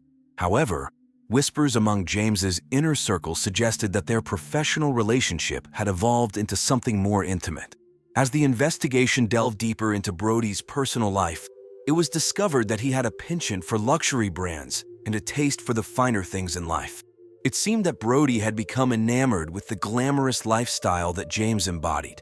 The police meticulously examined Brodie's financial records, looking for any evidence of financial gain or unusual transactions that could link him to the crime. They also interviewed friends and acquaintances from Brodie's past, hoping to uncover any hidden motives or connections to the case. The shocking truth behind the murder of James Dupixent, the Miami millionaire, was finally revealed. After an extensive investigation, it came to light that the killer was none other than Will Cooley, James's boyfriend. But what makes this revelation even more astonishing is the fact that Will was also James's secret son, a fact that was unknown to everyone involved. The story begins in 1977, when James had a brief affair with the famous Brazilian painter Diana Brices Cooley. Little did he know that this affair would result in the birth of Will, a secret that was kept hidden to James until his death. It was this horrifying revelation of his true paternity that drove Will to commit the tragic act of killing his own father/boyfriend. The police pieced together the evidence meticulously, connecting the dots that led to Will's arrest. The moment of his capture was filled with tension as the truth unraveled before their eyes. The arrest of Will left the Dupixent family shattered. Their grief mingled with shock and confusion at finding out about a new family member in such a horrifying way. The revelation of the murderer's identity brought closure to some, but it also reopened old wounds, leaving the family grappling with the complexity of their emotions. They were left to mourn not only the loss of James, but also the loss of the relationship they could have had with Will, had they known the truth earlier. The trial that followed the shocking murder of James Dupixent captivated the South Florida, as people eagerly awaited justice for the millionaire's untimely demise. District Attorney Francine Villagra led the prosecution, presenting a compelling case that shed light on James's secret life and the motive behind his murder. Attorney Ulrich Capobianco, representing the defense, fought to unravel the complexities of the case and ensure a fair trial. The courtroom was filled with tension as the trial unfolded. Witnesses took the stand, recounting their interactions with James and the suspects. The prosecution presented evidence, including the explicit letters and pornographic photographs found in a hidden compartment of James's penthouse. These shocking revelations provided a glimpse into the dark secrets that James had kept hidden from the world. The defense argued that there were other potential suspects and questioned the validity of the evidence presented. They highlighted the strained relationship between James and his estranged son, Nicholas Dupixent, as a possible motive for the crime. The defense also questioned the reliability of the DNA and fingerprint evidence, suggesting that it could have been contaminated or tampered with. Throughout the trial, the Dupixent family sat in the courtroom, wearing Florida Marlins uniforms in honor of their loved one, their emotions raw as they relived the pain of their loss. The guilty verdict brought a mix of relief and sorrow. Will Cooley, James's lover and secret son, was sentenced to 7 years in prison for the murder. Some felt that the punishment was too lenient given the heinous nature of the crime, while others believed it was a just outcome. The impact of the trial rippled through the victims' friends and family, forever altering their lives. They found solace in the memories of their loved one and the support of their community. The media frenzy surrounding the case slowly subsided, but the tragedy of James Dupixent's murder left an indelible mark on the city of Miami. Following the shocking conclusion of the trial, the lives of those involved in the murder of James Dupixent took unexpected turns. Will Cooley, the murderer and secret son of the victim, found himself grappling with the weight of his actions behind prison bars. Seeking redemption and reconciliation, he reached out to his newfound family, hoping to mend the shattered bonds that had led to this tragic event. Meanwhile, Nicholas Dupixent, James's estranged son, finally freed from the shadow of his father's legacy, focused on rebuilding his life. Determined to establish his own identity in the cutthroat world of finance, he immersed himself in his work, driven by a desire to prove himself and leave behind the painful memories of his father's betrayal. Brody Leach Hallister, the personal assistant who had unwittingly become entangled in this web of deception and violence, embarked on a journey of self-discovery. No longer content with the confines of his role as a mere employee, he sought a life beyond the boundaries of his past. Inspired by the events that unfolded, he decided to pursue his passion for photography, capturing the beauty and complexity of the world around him. In November 2003, the city of Miami was forever marked by the tragic death of James Dupixent. The echoes of his life and the events surrounding his murder continued to reverberate through the lives of those involved. The impact of this chilling crime would forever shape their futures, reminding them of the fragility of life and the consequences of their actions. And so concludes our investigation into the tragic death of James Dupixent. This case serves as a stark reminder of the complexity of human relationships and the devastating consequences they can sometimes bring. In the heart of Orlando, Florida, during the hot summer of July 2011, lived Evan and Danielle Shaughnessy, both 44, with their 3 children. Their life was not what most would consider typical. Evan served the community as a Unitarian minister, known for his engaging sermons and compassionate nature. Danielle, who was also a Unitarian minister, was a woman of ambition and adventure, always seeking new experiences. The Shaughnessy's were advocates for an open marriage, a lifestyle choice where partners agree it's acceptable to have sexual relationships outside of their marriage. This was symbolized by an upside-down pineapple sticker on their SUV, a symbol of the swinger lifestyle. They were open and proud of their lifestyle, hoping to foster a community built on the principles of sex and love without restrictions and acceptance of different ways of living. They were featured in a 2010 documentary called Love Unlimited: Polyamory in America, where they shared their experiences and beliefs about non-monogamy. They also ran a blog where they discussed topics such as spirituality, sexuality, and social justice. Their views on love and relationships made them stand out in Orlando, a city buzzing with life due to its attractions like Disney World and Universal Studios, which were drawing crowds eager to experience the new wizarding world of Harry Potter that had opened the previous year. Amidst this backdrop of fantasy and excitement, the Shaughnessy's pursued their dream of a progressive community. However, their unconventional life was not without its challenges. Evan and Danielle navigated the complexities of their open marriage while juggling responsibilities as parents and professionals. They were determined to live authentically, despite societal norms that often clashed with their values. As July 2011 unfolded, the Shaughnessy's found themselves at a crossroads, their lives entangled in a web of love, betrayal, and addiction. Their story is a stark reminder of the delicate balance between freedom and responsibility and the unforeseen consequences that can arise from pushing the boundaries of sexual relationships. On the evening of July 15, 2011, a horrific crime shattered the peace and tranquility of a suburban neighborhood in Orlando, Florida. The Shaughnessy family, known for their progressive and unconventional lifestyle, became the victims of a brutal and senseless murder. Their bodies were discovered by their 15-year-old daughter, Caitlin, who had just returned from a summer camp in North Carolina. She was greeted by a nightmarish scene of blood and carnage. As she walked into the living room, she was greeted by a scene of unimaginable horror. There, on the floor, lay the naked bodies of her parents, covered in blood and stab wounds. They had been viciously attacked by an unknown assailant who had inflicted multiple injuries on their chests, necks, and faces. The living room was a bloody mess, with furniture overturned and blood spattered on the walls and carpet. Caitlin was overcome with shock and terror as she realized that her parents were dead. She immediately called 911, sobbing and screaming for help. Her frantic voice was recorded by the dispatcher, who tried to calm her down and get more information. "My parents are dead. They're dead. There's blood everywhere. Please, please, please, help me," Caitlin cried. The police and paramedics arrived within minutes, but it was too late to save the victims. Caitlin was taken to a nearby hospital, where she was treated for shock and trauma. She was later placed in the care of her aunt, who flew in from New York. The brutal slaying of the Shaughnessy couple sent shockwave through the Orlando community, especially among their friends and fellow members of the First Unitarian Church of Orlando. The couple, who had been married for 20 years, were described by their friends and family as loving, compassionate, and adventurous people who wanted to create a more inclusive and accepting world. They had no known enemies or conflicts, which made their murder even more baffling and disturbing. Who would want to kill them, and why? These were the questions that haunted the investigators, who would face a complex and challenging case. Within minutes of receiving the frantic 911 call on July 15, 2011 from Caitlin Shaughnessy, the Orlando Police Department dispatched a team of officers to the scene of the crime. The Shaughnessy home, located in the affluent Baldwin Park neighborhood, was cordoned off as a potential homicide site.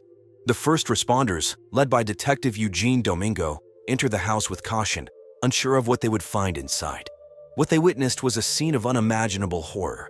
The living room, decorated with modern furniture and colorful artwork, was soaked with blood, the furniture overturned. On the floor, the corpses of Evan and Danielle Shaughnessy lay naked, their bodies riddled with multiple stab wounds. The couple, who had been married for 20 years, had been brutally murdered in their own home. The police quickly assessed the situation and called for backup and medical assistance. They also tried to comfort Caitlin, who was in a state of shock and trauma. She was taken to the Orlando Regional Medical Center, where she was treated for minor injuries and psychological distress. She was later joined by her aunt, who flew in from New York to take care of her. The investigators quickly searched for any signs of forced entry, robbery, or struggle, but found none. The house was in order, except for the bloody carnage in the living room. The murder weapon, a knife, was nowhere to be found. The only clue they had was a partial fingerprint found on the door handle, which they hoped would match someone in their database, along with a faint footprint on the carpet, possibly belonging to the killer. Detective Domingo was baffled by the motive and the identity of the murderer. Who would want to kill the Shaughnessy's, a well-liked and respected couple in the community? What was the reason behind this savage and senseless act of violence? They had no enemies or conflicts as far as anyone knew, which made their murder even more baffling and disturbing. The police vowed to find the killer and bring justice to the Shaughnessy family, who had lost two of their own in a senseless and savage act of violence. The police had a first suspect in their sights, Caitlin Shaughnessy, the 15-year-old daughter of Evan and Danielle Shaughnessy, the Unitarian ministers and open marriage advocates who were stabbed to death in their Orlando home on July 15, 2011. Caitlin, who had discovered her parents' bodies after returning from a summer camp in North Carolina, was the only person in the house at the time of the murder. She was also the one who called 911, alerting the authorities to the horrific crime. The police wondered if she had a motive to kill her parents, who had a history of inviting strangers into their bed for sex as part of their unconventional lifestyle. They also questioned her alibi, which was based on the testimony of her camp counselors and fellow campers. The police interrogated Caitlin, hoping to find cracks in her story or signs of guilt. Caitlin, however, maintained her innocence, insisting that she had nothing to do with her parents' deaths. She cooperated with the police, providing them with access to her phone, computer, and social media accounts. She also agreed to take a polygraph test, which she passed. Caitlin, who was in a state of shock and grief, expressed her anger and confusion at being accused of such a heinous act. She also broke down in tears as she mourned the loss of her beloved parents. She was supported by her aunt, Edwina, who flew in from New York to take care of her. She also received counseling and therapy as she tried to cope with the trauma and the stress of the investigation. Caitlin, who was a bright and cheerful girl, had her life turned upside down by the tragic events that unfolded. She was a sophomore at Lake Highland Preparatory School, where she was an honors student and a member of the drama club. She had a passion for music and theater and dreamed of becoming a Broadway star. Caitlin, who had no history of violence or mental illness, was a victim of a brutal crime that robbed her of her family and her innocence. She was also a suspect in a murder investigation that threatened to ruin her reputation and her future. The police turned their attention to Dominic and Allison Rothman, close friends of Evan and Danielle Shaughnessy and fellow practitioners of the open marriage lifestyle. The Rothmans, both in their 40s, were successful professionals and parents of two. Dominic was a lawyer and Allison was a real estate agent. They had met the Shaughnessy's at a swingers club in Orlando, where they had bonded over their shared interest in polyamory, the practice of having multiple consensual romantic and sexual relationships. The couples had become inseparable, spending weekends together, even going on vacations as a blended family. They had also appeared in the 2010 documentary Love Unlimited, Polyamory in America, where they had discussed their views and experiences on non-monogamy.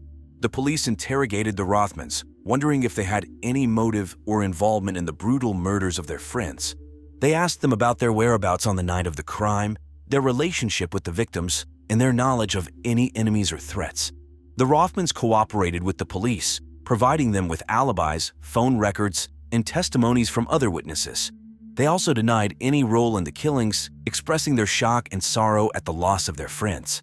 They claimed that they had a loving and respectful romantic and sexual relationship with the Shaughnessy's, and that they had no reason to harm them. They also said that they were unaware of any conflicts or problems that the Shaughnessy's had with anyone else. The Rothmans, who had lived a harmonious yet unconventional life, saw their dreams shattered by the tragic events that unfolded. They were not only grieving for their friends, but also facing suspicion and scrutiny from the authorities, the media, and the public. They were also worried about the impact of the investigation on their children and their careers. The Rothmans, who had embraced a lifestyle of freedom and sexual exploration, found themselves trapped in a nightmare of violence and mystery. The mystery of the Shaughnessy murders took a dramatic turn on July 25, 2011, when the Orlando police, led by Detective Eugene Domingo, made a stunning discovery. In a remote wooded area, about a mile away from the Shaughnessy residence, they unearthed a knife that was covered in blood and dirt.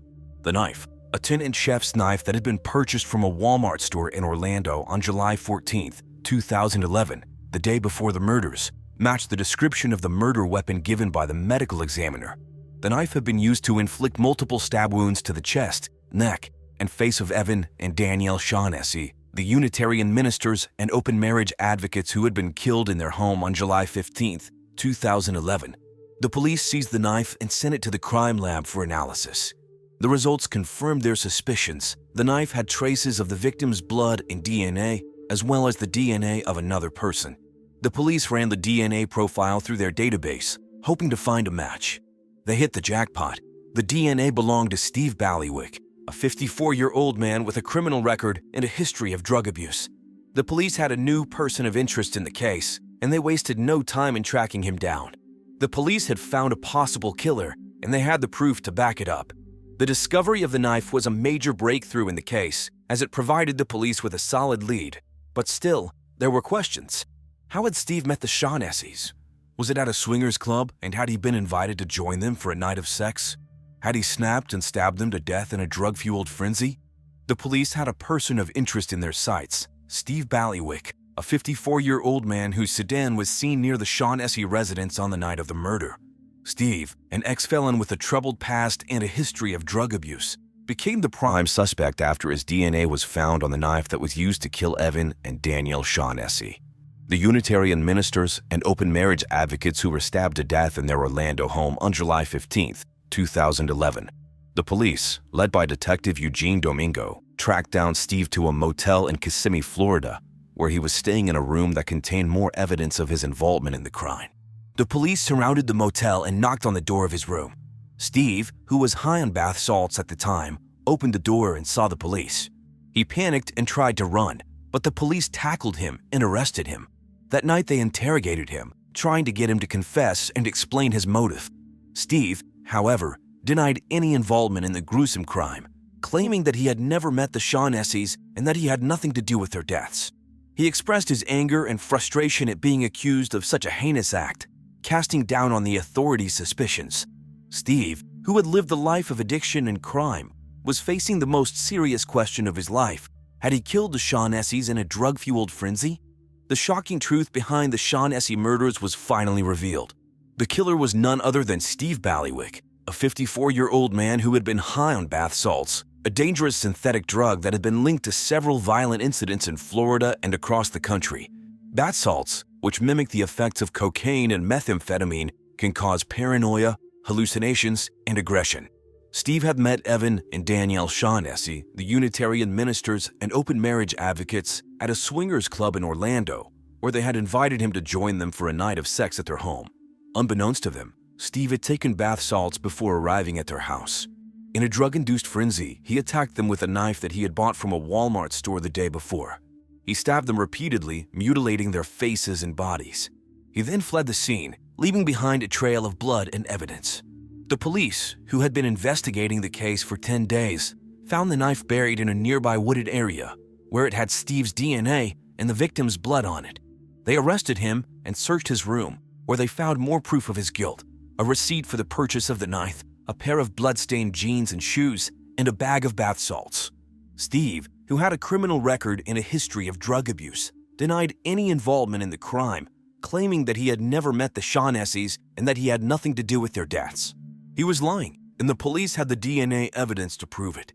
Steve, who had betrayed the trust of the Shaughnessy's and killed them in a drug-fueled rage, was facing 2 counts of first-degree murder and the wrath of an angry public, who were outraged and horrified by his actions they had seen on TV or online. The final chapter in the Shaughnessy murder case was written in a Florida courtroom, where the killer, Steve Ballywick, faced the consequences of his actions. The prosecution, led by District Attorney Miles Ocampo, a veteran of high-profile cases, presented a strong case against Ballywick, who had stabbed Evan and Danielle Shaughnessy to death in their Orlando home on July 15, 2011. Ocampo showed the jury the gruesome photos of the crime scene, the bloodstained knife that was used as the murder weapon, and the DNA evidence that linked Ballywick to the killings. He also played the 911 call made by the victim's daughter, Caitlin, who had discovered her parents' bodies, and the testimony of the police officers who had arrested Ballywick at a motel in Kissimmee, Florida, where he had been staying with a bag of bath salts, a synthetic drug that had been linked to several violent incidents in Florida and across the country. Ocampo portrayed Ballywick as a cold-blooded killer who had betrayed the trust of the Shaughnessy's, who had invited him to join them for a night of sex and had killed them in a drug-fueled frenzy. He asked the jury to deliver justice for the Shaughnessy family, who had suffered a devastating loss. The defense attorney, Mitchell Raimundo, a public defender who had taken on Bailiwick's case, argued for a different verdict. He claimed that Bailiwick was not guilty by reason of insanity and that he had been under the influence of bath salts, which had caused him to lose touch with reality and act impulsively. He said that Bailiwick had a history of mental illness and drug abuse and that he needed treatment, not punishment. He appealed to the jury's compassion and understanding and asked them to spare Bailiwick's life. The victim's family, who had been following the trial closely, watched as the jury deliberated for 2 hours before returning with their verdict. They found Bailiwick guilty of 2 counts of first-degree murder and sentenced him to life in prison without the possibility of parole. The verdict brought a mix of emotions to the courtroom. Some felt that the verdict was too lenient and that Bailiwick deserved the death penalty. Others felt that the verdict was fair and that Bailiwick would pay for his crimes for the rest of his life. The impact of the verdict rippled through the lives of all involved, forever altering their perception of the world.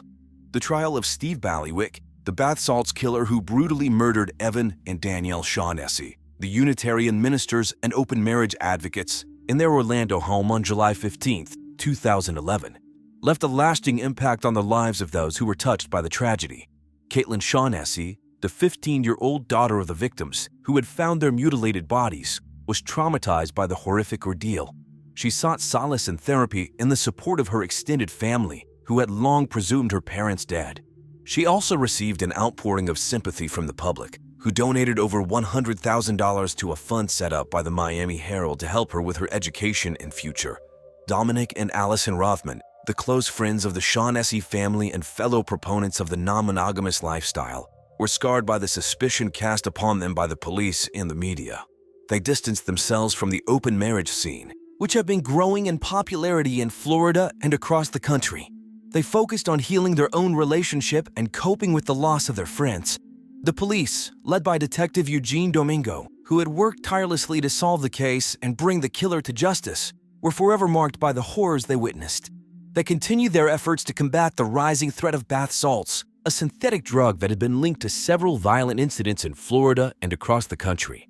They also praised the bravery and cooperation of the witnesses in the victim's family, who had helped them with the investigation. And the Shaughnessy family, who had been estranged from Evan and Danielle for years, were forever scarred by the loss of their loved ones. They found strength in their shared memories and the love that remained. They also learned to accept and respect the choices that Evan and Danielle had made and the legacy that they had left behind.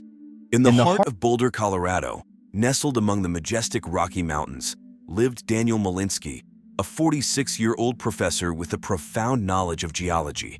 His life was a tapestry of dedication to science and personal battles. Yet, these struggles never overshadowed his reputation as a brilliant mind and a cherished educator at the University of Colorado. In March of 1988, the small town of Boulder, Colorado was abuzz with excitement as the spring semester began at the University of Colorado. Daniel Malinsky, with his salt and pepper hair and wireframe glasses, was a familiar face among the faculty. Known for his captivating lectures on the geological wonders of the world, he had garnered a reputation as one of the most respected professors in his field. His office, cluttered with rock samples and geological maps, was a testament to his passion for the subject. But behind the scenes, Daniel's life was far from perfect.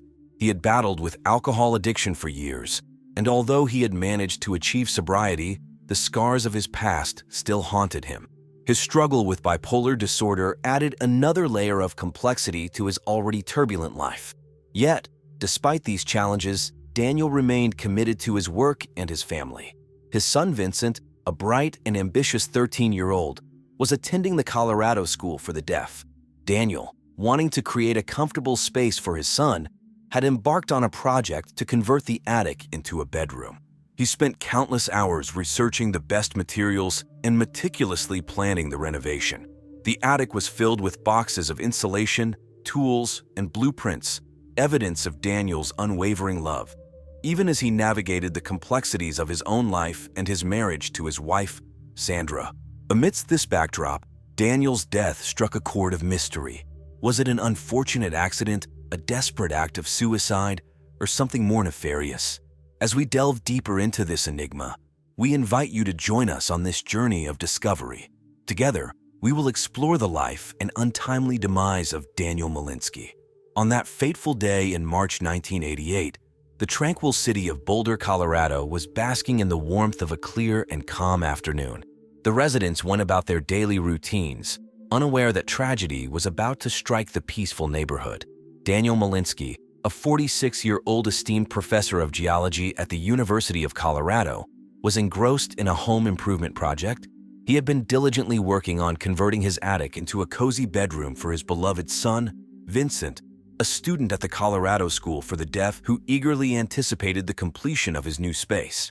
As the afternoon sun cast its gentle glow upon the picturesque landscape, Daniel, with his tools in hand, ascended the ladder to install a window in the attic.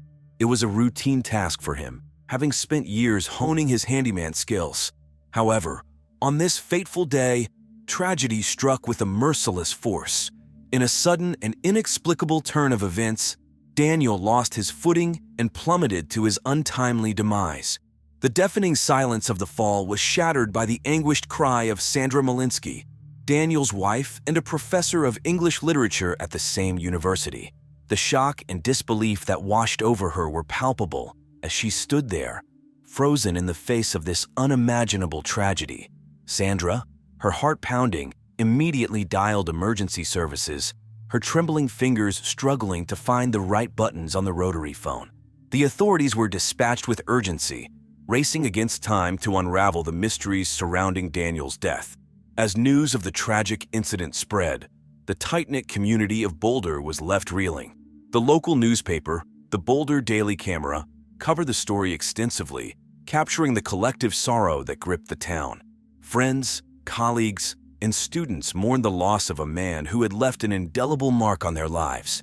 The investigation into Daniel Malinsky's death began in earnest, with the Boulder Police Department meticulously examining the scene for any clues or signs of foul play. The media attention surrounding the case intensified, with television stations like KMGH-TV and KCNC-TV reporting on the ongoing investigation, hoping to shed light on the enigma that had shattered the tranquility of Boulder. The Boulder Police Department swiftly responded to the distress call from Sandra Malinsky, who had discovered her husband's lifeless body. Led by seasoned investigator Detective Michael J. Miller, known for his meticulousness, the team arrived at the scene prepared to unravel the mysteries surrounding Daniel Malinsky's tragic death. The attic, where the incident occurred, was meticulously examined by the investigators. The room appeared to be in pristine condition, devoid of any signs of struggle or disturbance.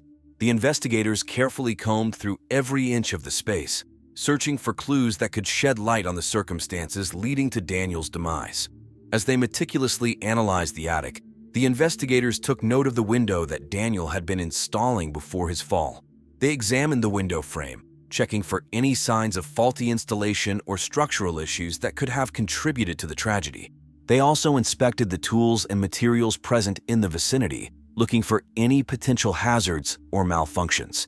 To gain a comprehensive understanding of the events leading up to Daniel's fall, the investigators interviewed Sandra Malinsky and other individuals close to the deceased. They learned that Daniel had been working tirelessly on converting the attic into a bedroom for their son, Vincent. It was an ambitious project, and Daniel had been eagerly preparing the space for his son's arrival. During the interviews, the investigators discovered that Daniel had been struggling with bipolar disorder and was a recovering alcoholic. They delved into his medical history, seeking to determine if these factors played a role in his untimely demise. They reached out to medical professionals, seeking expert opinions on the potential impact of these conditions on Daniel's mental and physical well-being. The investigators, determined to leave no stone unturned, reviewed the evidence collected thus far. They consulted with forensic experts, seeking their insights into the cause of Daniel's fall. Every detail was examined, from the angle of the fall to the presence of any substances that could have impaired Daniel's judgment. With each passing day, the investigation grew more complex as the investigators worked tirelessly to uncover the truth behind Daniel Malinsky's tragic death. Sandra Malinsky, a 42-year-old professor of English literature at the University of Colorado, found herself at the center of the investigation into the mysterious death of her husband, Daniel Malinsky.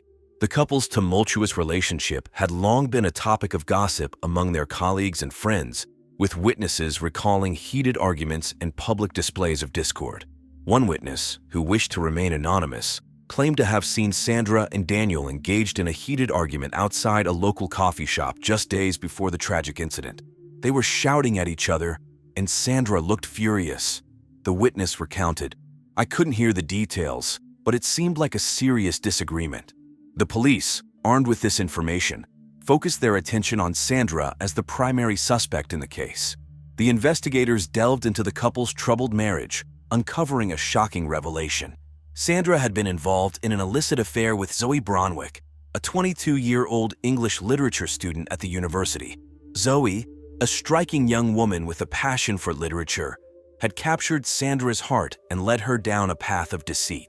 The affair had been going on for several months, and Daniel, a recovering alcoholic diagnosed with bipolar disorder, had only discovered his wife's infidelity 2 days before his death. Sources close to the couple claimed that Daniel had confronted Sandra about her affair just a day before his tragic fall. The police interrogated Sandra, looking for any signs of guilt or motive. During the intense questioning, Sandra displayed a range of emotions, from anger to sorrow. She vehemently denied any involvement in her husband's death, insisting that their arguments were merely a result of the strain in their marriage. As the investigation continued, the police discovered Sandra's had no alibi for the time of Daniel's fatal fall. They interviewed neighbors, checked surveillance footage, and reviewed credit card statements, leaving no stone unturned. The revelation of Sandra's presence at the house during Daniel's fall added a new layer of complexity to the case. The investigators now had to determine whether Sandra's presence was coincidental or if it held a more sinister meaning. In the investigation into the mysterious death of Daniel Malinsky, a new person of interest emerged: Zoe Bronwick, a 22-year-old English literature student.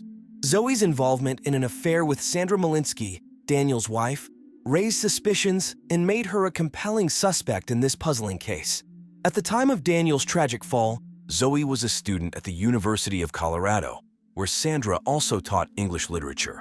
She was a petite and bookish young woman, was known for her love for the novels of erotic novelist Joyce Lehman and her admiration for Sandra's intellect. Zoe's motive for potentially harming Daniel stemmed from her desire to be with Sandra and escape the confines of their secret relationship. The affair had been going on for several months, and the two women had managed to keep it hidden from the prying eyes of their colleagues and friends. It was an illicit love affair that had the potential to ruin both their personal and professional lives. On the day of Daniel's death, Zoe had arranged a secret meeting with Sandra. They had planned to meet at a local coffee shop, the Daily Grind, which was a popular hangout spot for students and faculty alike.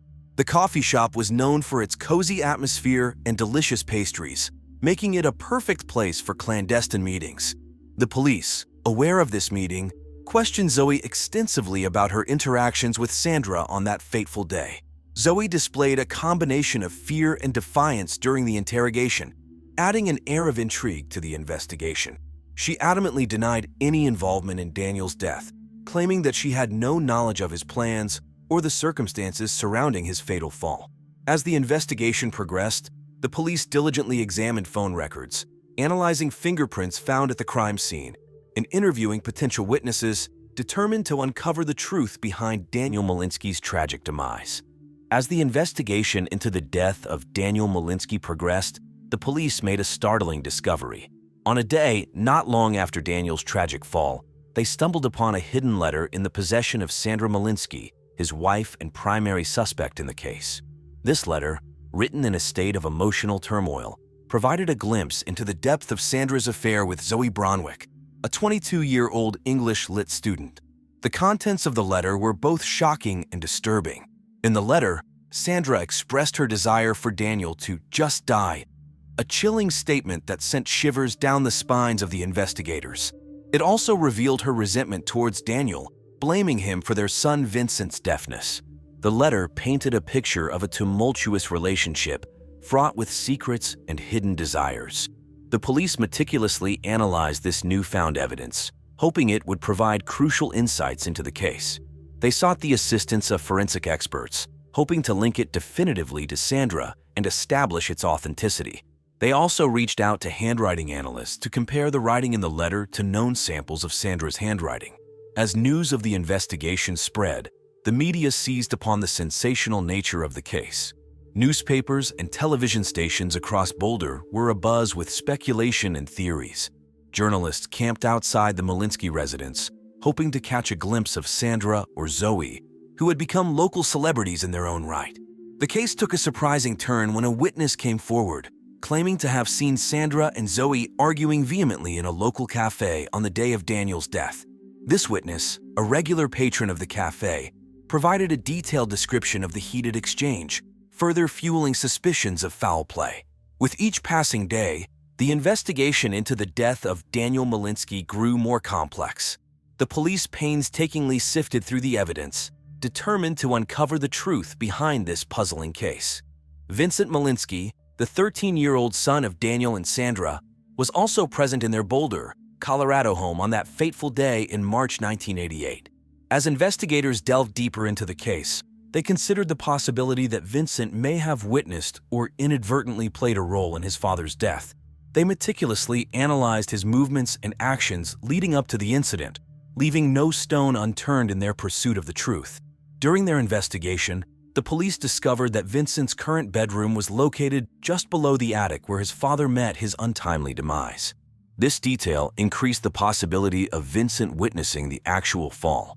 Furthermore, the investigators interviewed Vincent's classmates and teachers at the Colorado school for the death, seeking any information that could shed light on his behavior or potential involvement in his father's death. They found no evidence to suggest that Vincent had exhibited any unusual behavior or had any knowledge of the events transpiring at his home. In fact, Vincent's teachers described him as a diligent and focused student who showed no signs of distress or distraction during the days leading up to his father's tragic accident. They emphasized that Vincent was fully engaged in his studies in ASL, displaying a keen interest in his classes and maintaining a positive attitude. Ultimately, the evidence pointed to Vincent's innocence. The young boy had been engrossed in playing Super Mario Bros. In his bedroom, completely unaware of the tragedy unfolding in his own home. The investigators concluded that he played no role in his father's death. Following an extensive investigation into the mysterious death of Daniel Malinsky, they have honed in on a prime suspect. Sandra Malinsky, a respected professor of English Lit at the University of Colorado, was charged with the murder of her husband.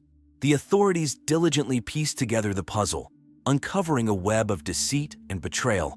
It was revealed that Sandra had been engaged in a secret affair with Zoe Bronwick, a 22-year-old English Lit student. The affair, which had been ongoing for several months, was discovered by Daniel just a day before his tragic fall. This revelation sent shockwaves through the couple's already strained marriage. Witnesses had often seen Sandra and Daniel engaged in heated arguments in public, hinting at the tumultuous nature of their relationship. The police delved into the couple's personal history, discovering that Sandra blamed Daniel for their son's deafness. This revelation added another layer of complexity to the case, as it shed light on the deep-seated resentment Sandra harbored towards her husband. On the day of the incident, Sandra and Zoe had a secret meeting, unbeknownst to Daniel. The police questioned Zoe extensively, her demeanor oscillating between fear and defiance. Her involvement in the affair, coupled with the clandestine meeting, made her a compelling suspect. Crucial evidence emerged when the police discovered a hidden letter in Sandra's possession. The letter, penned by Sandra herself, revealed the depth of her emotional turmoil and her desire for Daniel to just die. It also contained sexually explicit details about her affair with Zoe and her blame towards Daniel for their son's condition. This newfound evidence provided valuable insights into Sandra's mindset leading up to the tragic events. The investigation also focused on Vincent Malinsky, the couple's 13-year-old deaf son. The police initially considered the possibility that Vincent may have witnessed or inadvertently played a role in his father's death.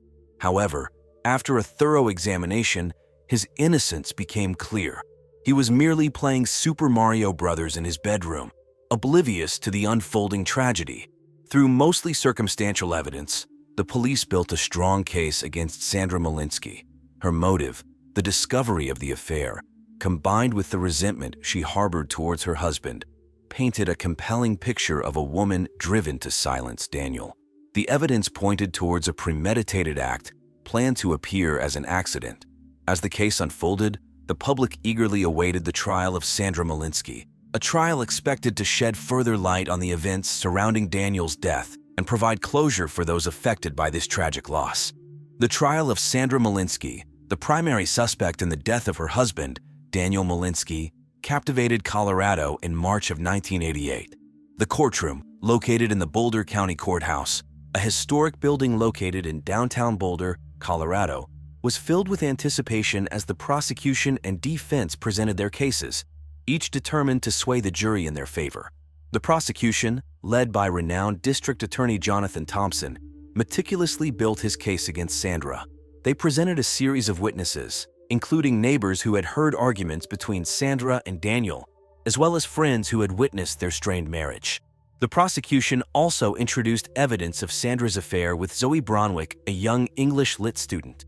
The defense, represented by Lisabel Thompson, who coincidentally was Jonathan's estranged wife, on the other hand, questioned the credibility of the evidence against Sandra. She argued that the affair between Sandra and Zoe did not prove she was capable of murder. She viscously took apart the police investigation, pointing out inconsistencies and raising doubts about the prosecution's case. As she noted, the evidence was all circumstance and based almost solely on Sandra's failures as a wife.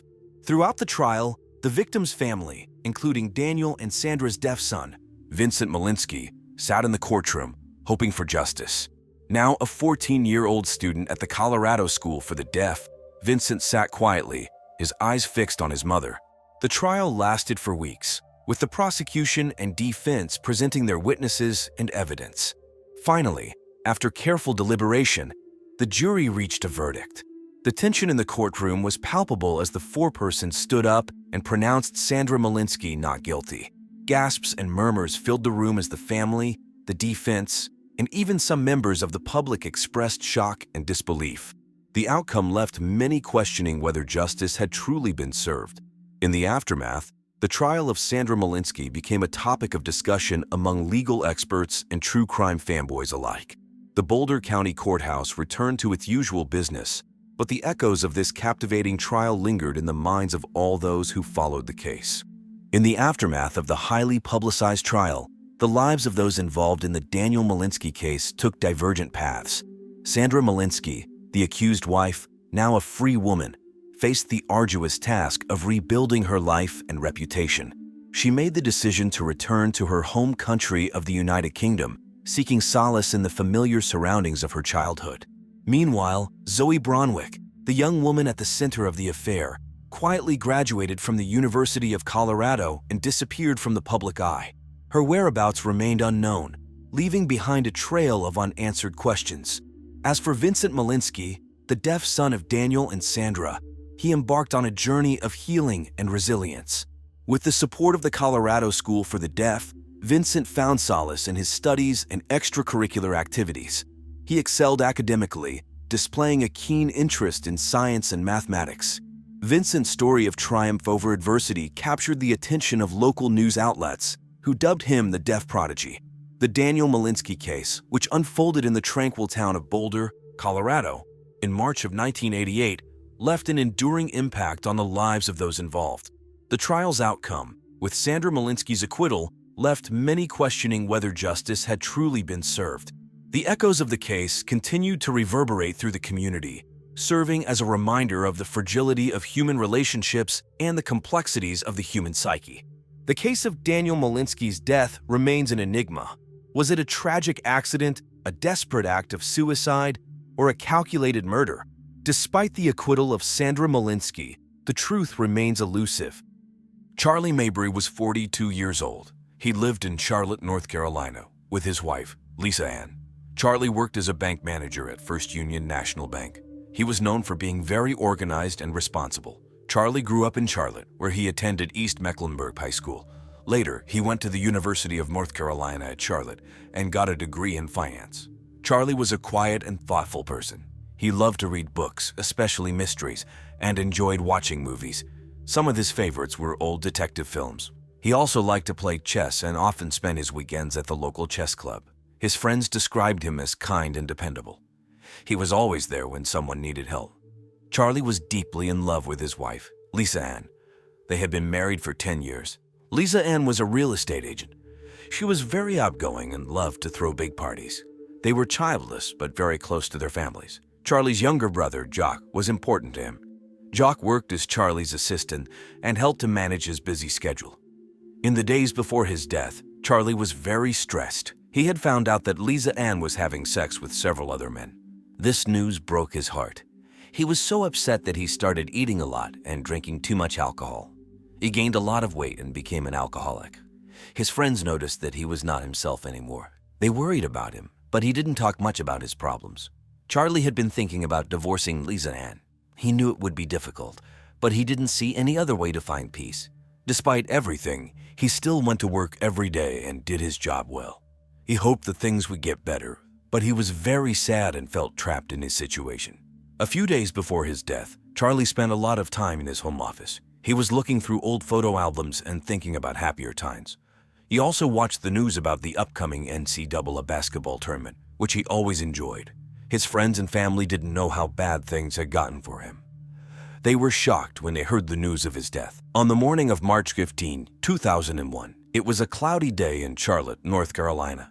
At 8:30 a.m., Jock Mabry arrived at his brother Charlie's house. Jock was there to help Charlie with some work, as he often did. As he walked up to the front door, he felt a strange sense of unease. Jock knocked, but there was no answer. He used his key to open the door and called out for Charlie, but the house was silent. Jock walked through the quiet house, heading toward Charlie's home office. When he reached the door, he saw something that made his heart stop. Charlie was slumped over in his chair, a gun in his right hand, and there was a gunshot wound to his head. The sight was shocking and horrifying. Jock's hands trembled as he stood there, trying to process what he was seeing. Immediately, Jock ran to the phone and dialed 911. His voice shook as he told the operator that he had found his brother, and it looked like Charlie had taken his own life.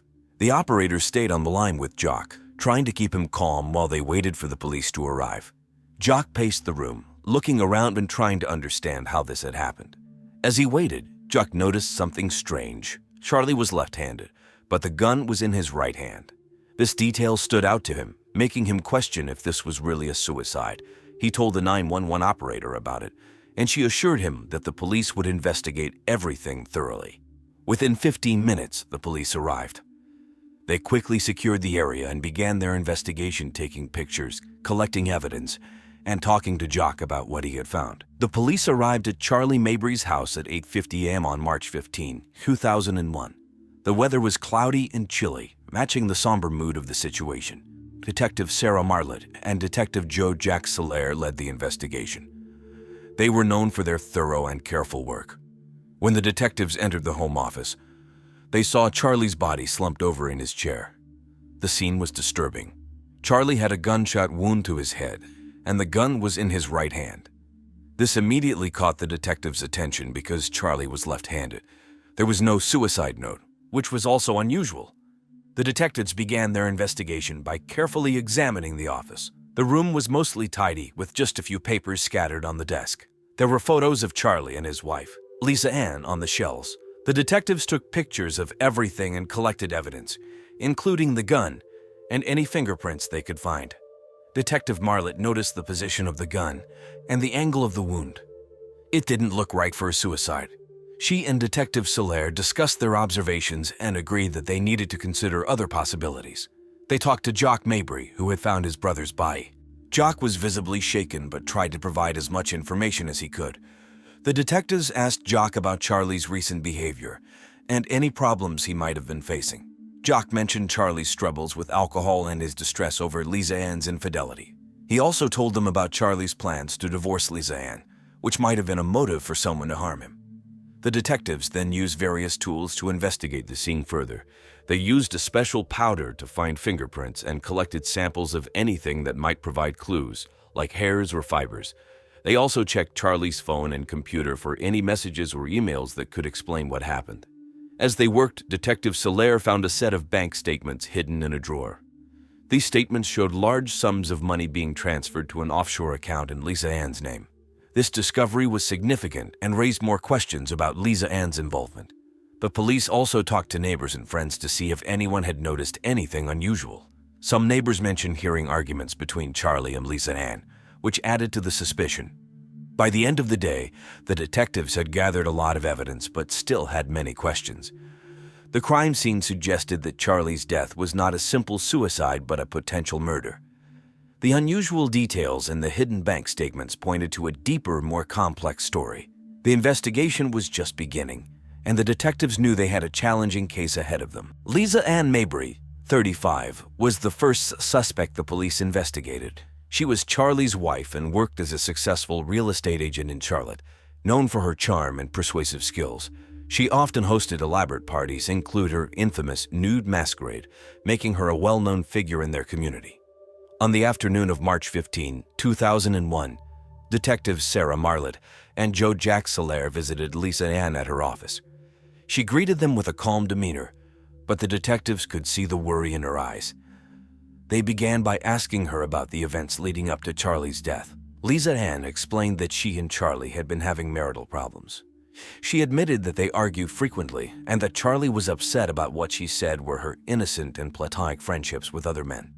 Lisa Ann's calmness was unsettling to the detectives. She spoke clearly and confidently, but there were inconsistencies in her statements. For example, she claimed to have been at home the previous night, but neighbors reported seeing her car leave late in the evening. The detectives then asked Lisa Ann about the hidden bank statements they found in Charlie's office. These statements showed large sums of money being transferred to an offshore account in her name.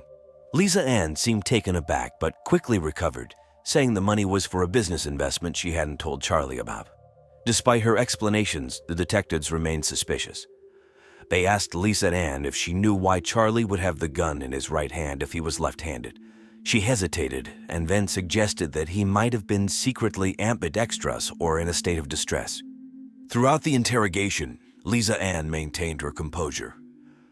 However, her calm and collected manner, combined with the hidden bank statements and the inconsistencies in her story, made her a prime suspect. The detectives noted that her possible motive could be the impending divorce, which would leave her without the financial support and lifestyle she was accustomed to. As the interview ended, Lisa Ann asked if she could go home. The detectives allowed her to leave, but made it clear that she was still under investigation. They watched as she walked out of the office, her face betraying a mix of fear and defiance. The detectives knew they needed more evidence to connect Lisa Ann directly to Charlie's death. They planned to look deeper into her financial transactions and personal relationships. Lisa Ann's hidden life and potential motives made her a key figure in unraveling the truth behind Charlie's mysterious death. Jock Mabry, 29, was the next person the police investigated. He was Charlie's younger brother and worked as Charlie's assistant. Jock was known for being loyal, efficient, and discreet. He handled Charlie's busy schedule and knew a lot about his personal life.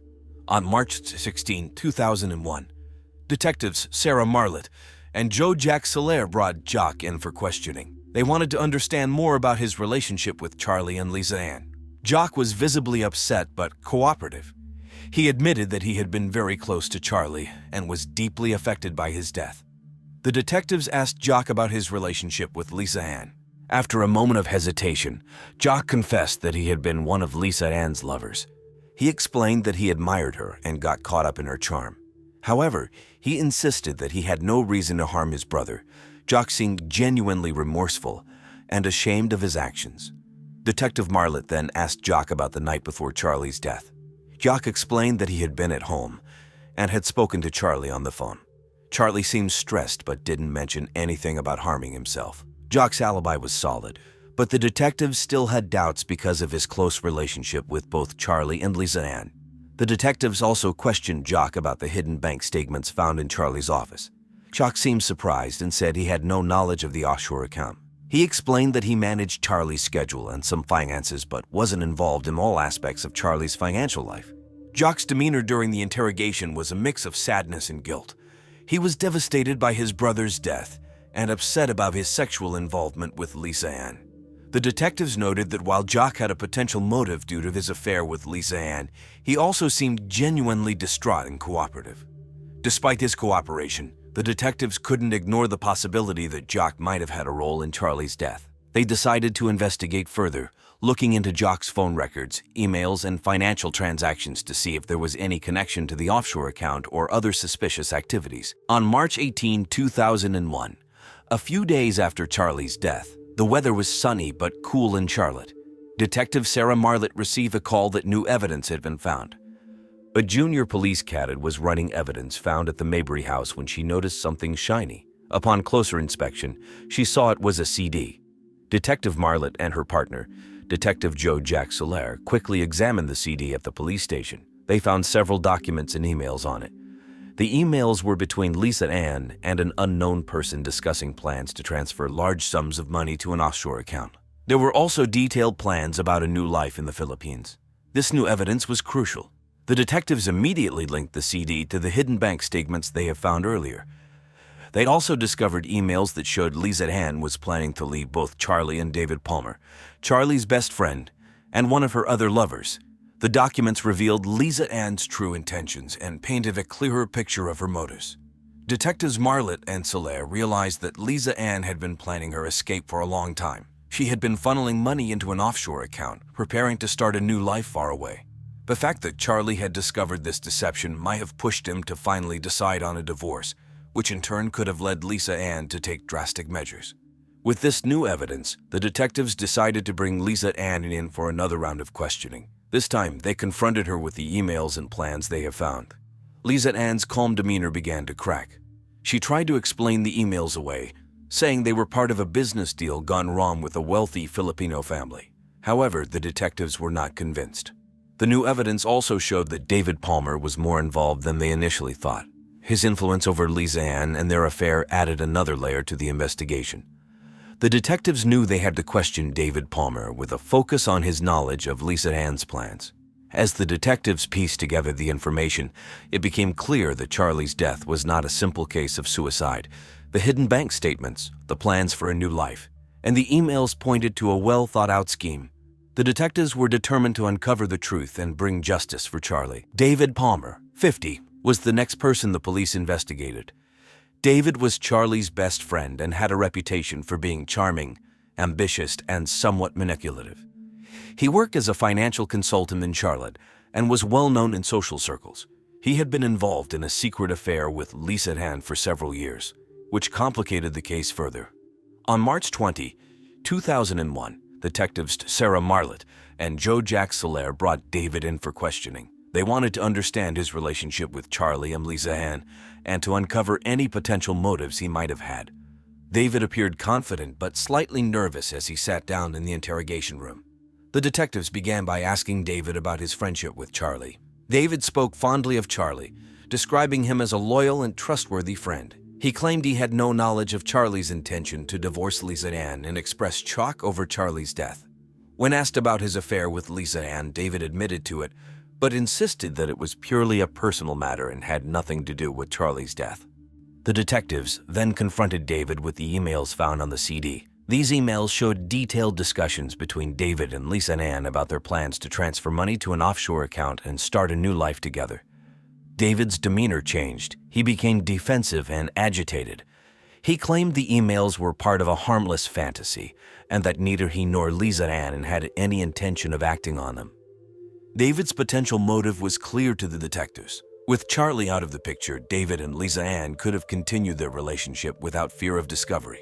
Additionally, there were financial benefits to be gained from Charlie's death. The detectives pressed David on these points, but he continued to deny any involvement in Charlie's death. Throughout the interrogation, David's responses fluctuated between calm and agitated. He seemed genuinely upset about Charlie's death, but was also defensive about his relationship with Lisa Ann. The detectives noted that while David had a clear motive, his emotional reactions made it difficult to gauge his true involvement. The detectives decided to dig deeper into David's financial transactions and personal communications to find more concrete evidence. They also planned to re-interview Lisa Ann to see if her story would change now that they had more information. By the end of the interview, David was allowed to leave, but the detectives made it clear that he was still a suspect. The new evidence and David's reactions provided valuable insights, but there were still many unanswered questions. The investigation continued as the detectives worked to piece together the full story behind Charlie's death. On March 25, 2001, The detectives received the breakthrough. The weather was rainy, and Detective Sarah Marlett was going through the evidence one more time when she found a hidden clue in the emails from the CD. One email from Lisa Ann to an unknown recipient detailed a plan to stage Charlie's death to look like a suicide. This was the missing piece they needed. Detective Marlett and Detective Joe Jack Solaire quickly reviewed their findings. They now had enough evidence to confront Lisa Ann. The emails, bank transfers, and her calm demeanor during questioning all pointed to her as the mastermind behind Charlie's death. She had planned to leave Charlie and start a new life in the Philippines. But when he discovered her plans and decided to divorce her, she decided to take drastic measures. On March 26, 2001, at 9:00 a.m., the detectives went to Lisa Ann's house. The weather was still gloomy, mirroring the gravity of the situation. Lisa Ann opened the door, surprised to see the detectives. When they told her she was under arrest for the murder of her husband, her face showed a mix of shock and anger. She tried to protest her innocence, but the detectives read her rights and took her into custody. At the police station, Lisa Ann was interrogated again.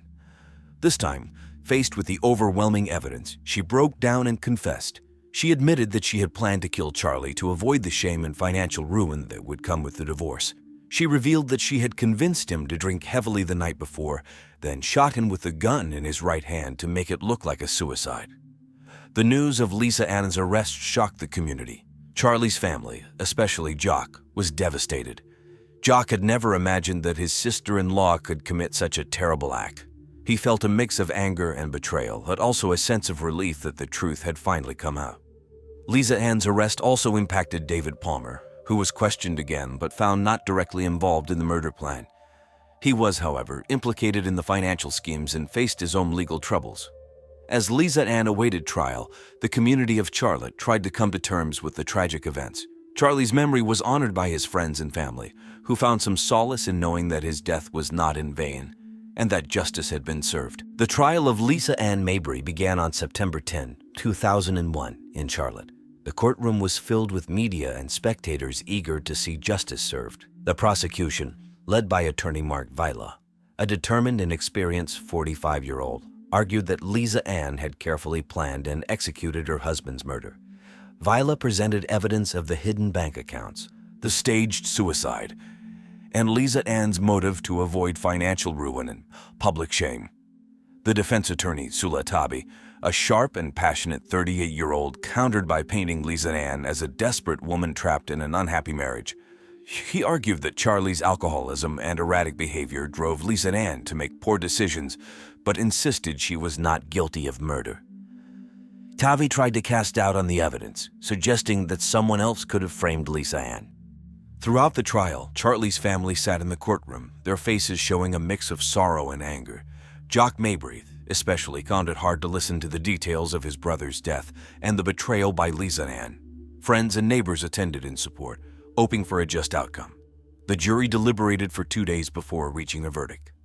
On September 22, 2001, they found Lisa Ann Mabry guilty of first-degree murder. The judge sentenced her to life in prison without the possibility of parole. The courtroom was filled with a sense of relief and sadness. Charlie's family felt justice had been served, but the pain of losing him remained.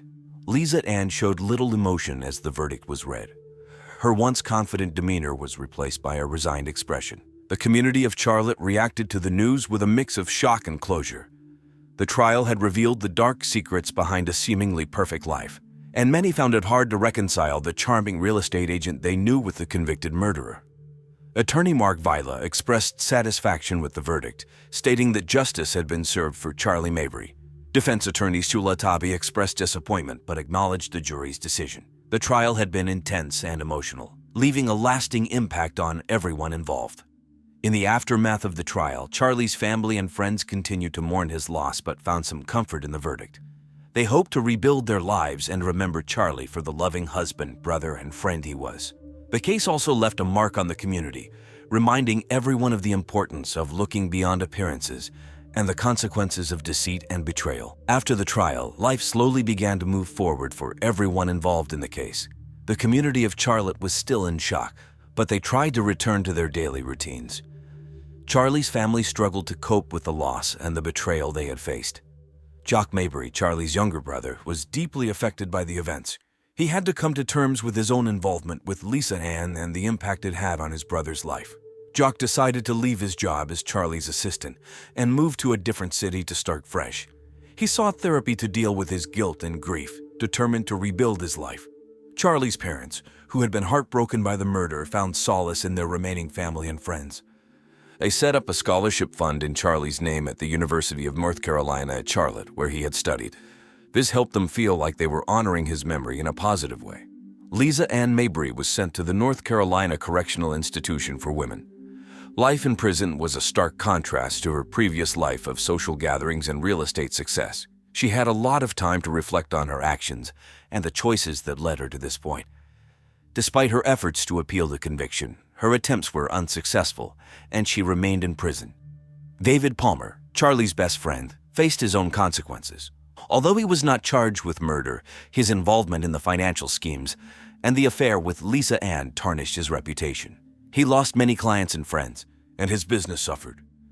David decided to leave Charlotte and try to rebuild his career elsewhere, away from the shadow of the scandal. Detectives Sarah Marlett and Joe Jack Soler continued their work in the Charlotte Police Department. The case had been one of the most challenging of their careers, but it also brought them closer as partners. They were commended for their thorough investigation and dedication to solving the case. The experience made them more determined to seek justice in their future cases. The community, though scared by the tragedy, slowly began to heal.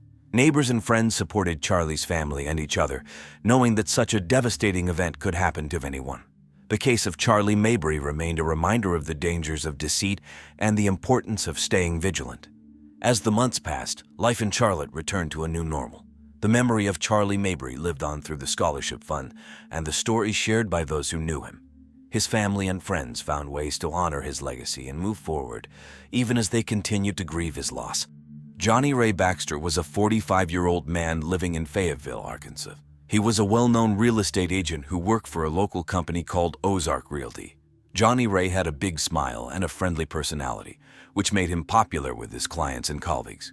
He had a degree in business administration from the University of Arkansas and had been working in real estate for over 20 years. Johnny Ray was married to Darlene Baxter.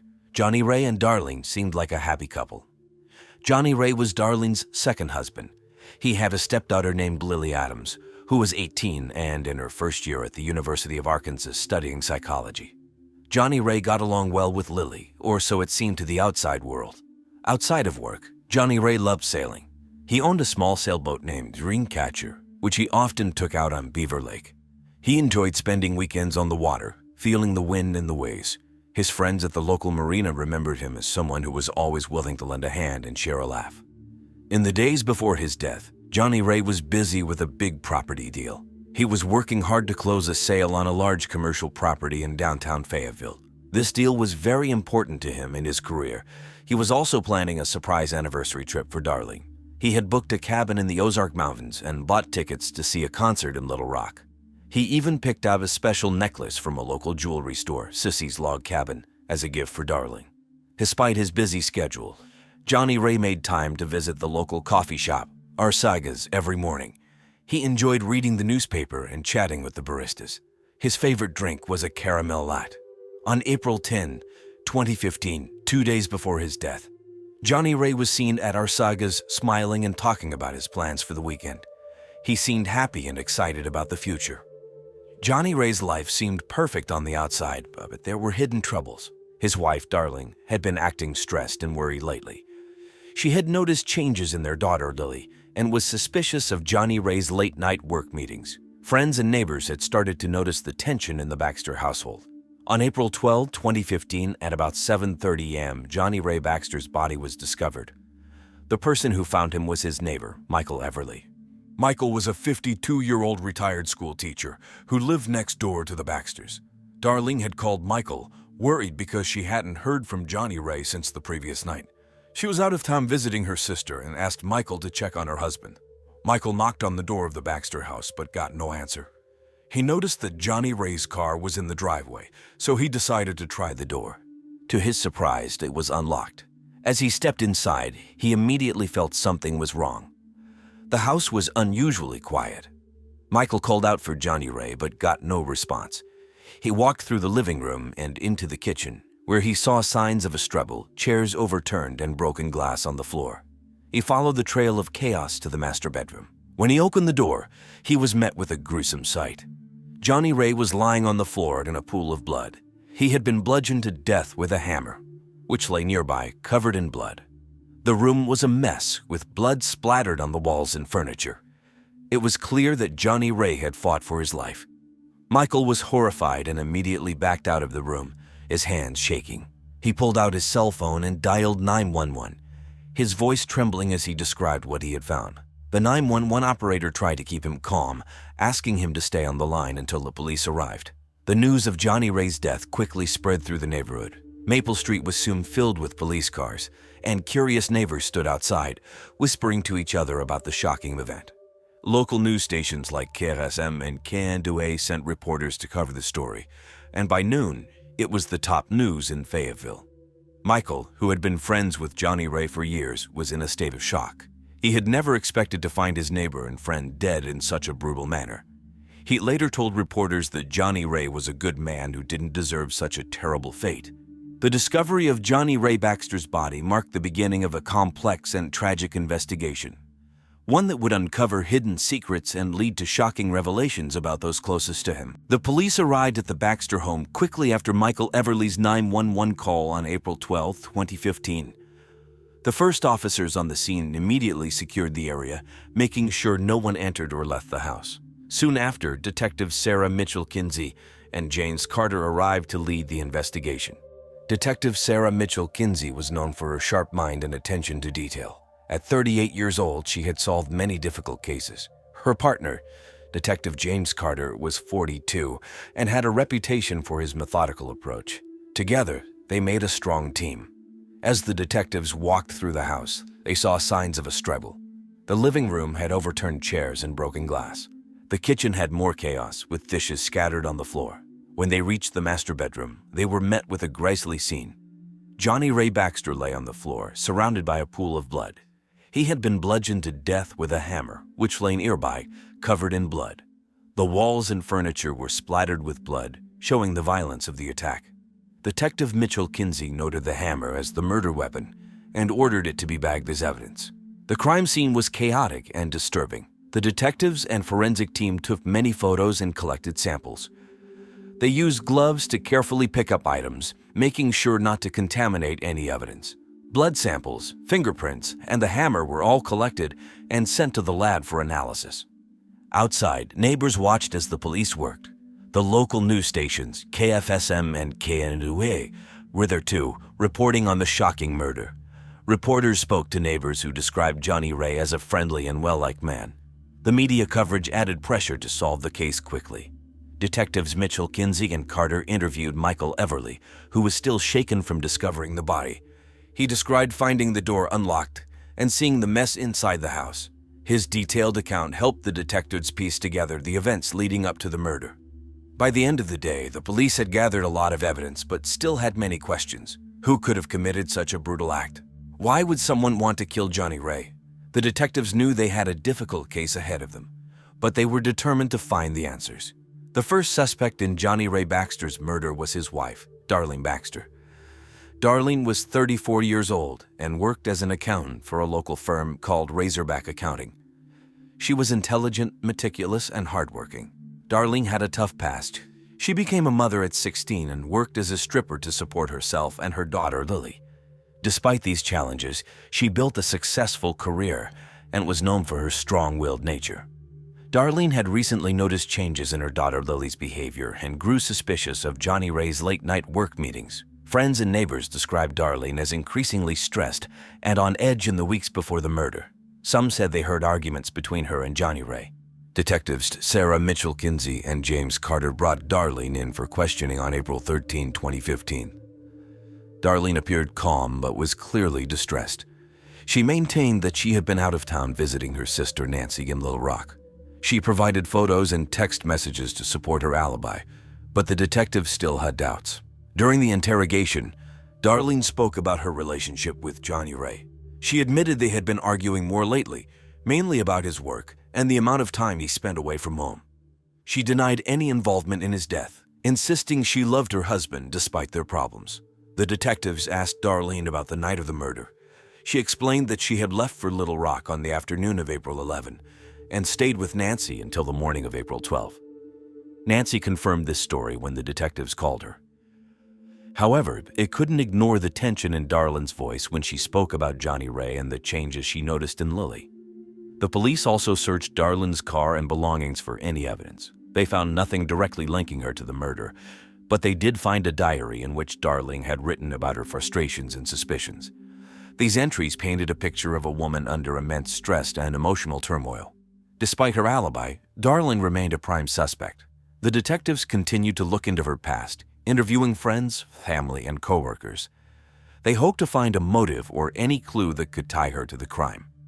The pressure on Darlene grew as the investigation progressed, but she remained steadfast in her innocence. The investigation into Darlene Baxter was thorough, yet many questions remained unanswered. The detectives knew they had to keep digging to uncover the truth behind Johnny Ray's brutal murder. The second suspect in Johnny Ray Baxter's murder was his stepdaughter, Lily Adams. Lily was 18 years old and a freshman at the University of Arkansas, where she was studying psychology. She was known for her outgoing and sociable personality. Her friends described her as bright and ambitious, always eager to learn new things. Lily had a complicated relationship with her stepfather, Johnny Ray. It was revealed during the investigation that their relationship had evolved into a secret affair. This affair made Lily feel guilty and conflicted, especially as she saw the strain it put on her mother, Darlene. Detectives Sarah Mitchell-Kinsey and James Carter brought Lily in for questioning on April 14, 2015. Lily appeared nervous but cooperative. She admitted to the affair with Johnny Ray, explaining that it had started about 6 months earlier. She said she had been feeling lonely and confused, and Johnny Ray had been there for her. She insisted she never wanted to hurt anyone. During the interrogation, Lily explained how she had confided in a close friend about the affair and her feelings of guilt. This friend, whose name was not disclosed, confirmed Lily's story to the detectives. Lily described the last time she saw Johnny Ray, which was the night before his death. She said they had argued about the affair and the impact it was having on their family. The detectives asked Lily about her whereabouts on the night of the murder. Lily said she had been in a friend's house, studying for a midterm exam.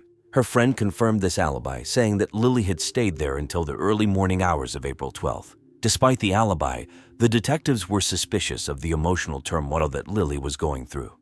The police also searched Lily's dorm room and her belongings for any evidence. They found nothing directly linking her to the murder, but did find several letters and notes between her and Johnny Ray.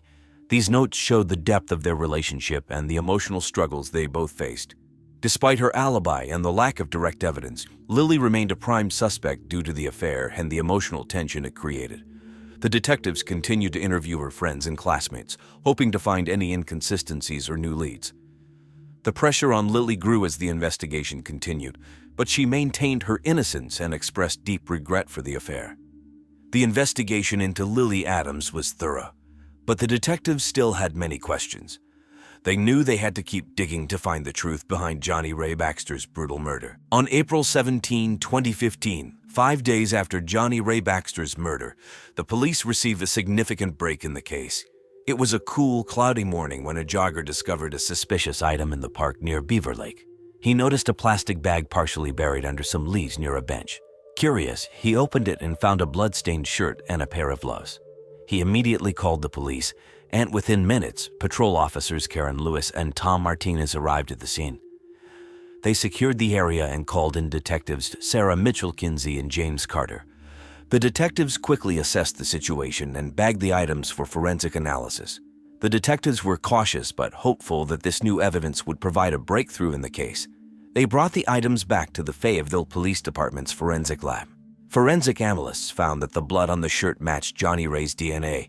Additionally, the gloves had fingerprints that were not Johnny Ray's. This new evidence shifted the focus of the investigation. The detectives revisited their list of suspects and re-examined their alibis. They also reviewed the surveillance footage from the park and nearby areas. This extensive review led them to a surprising discovery. A figure matching Lily Adams' description was seen entering the park late on the night of the murder. Detectives Mitchell-Kinsey and Carter brought Lily in for a second round of questioning. This time, Lily was visibly more nervous. She claimed she had gone to the park to clear her head and had no idea about the bloody items. The detectives pressed her for more details, but Lily stuck to her story, albeit shakily. The forensic team continued their analysis and found another critical piece of evidence: hair fibers on the gloves that matched Darlene Baxter's DNA. This discovery complicated the case further and indicated the possible involvement of both mother and daughter. On April 18, 2015, the detectives called Darlene back for questioning. She seemed calm but concerned when presented with the new evidence. Darlene admitted to knowing about the gloves but insisted she had nothing to do with the murder. She said she had worn the gloves while gardening and couldn't explain how they ended up near Beaver Lake. The police were now more determined than ever to solve the case. They knew they were close to uncovering the truth but needed to carefully piece together the final puzzle. The discovery of the new evidence was a pivotal moment in the investigation, providing crucial leads and intensifying the search for Johnny Ray Baxter's murderer. The third suspect in the murder of Johnny Ray Baxter was his ex-wife, Diddy Baxter. Diddy, aged 46, was known for her hot-tempered and aggressive nature. She had a contentious relationship with Johnny Ray and had never approved of his marriage to Darlene.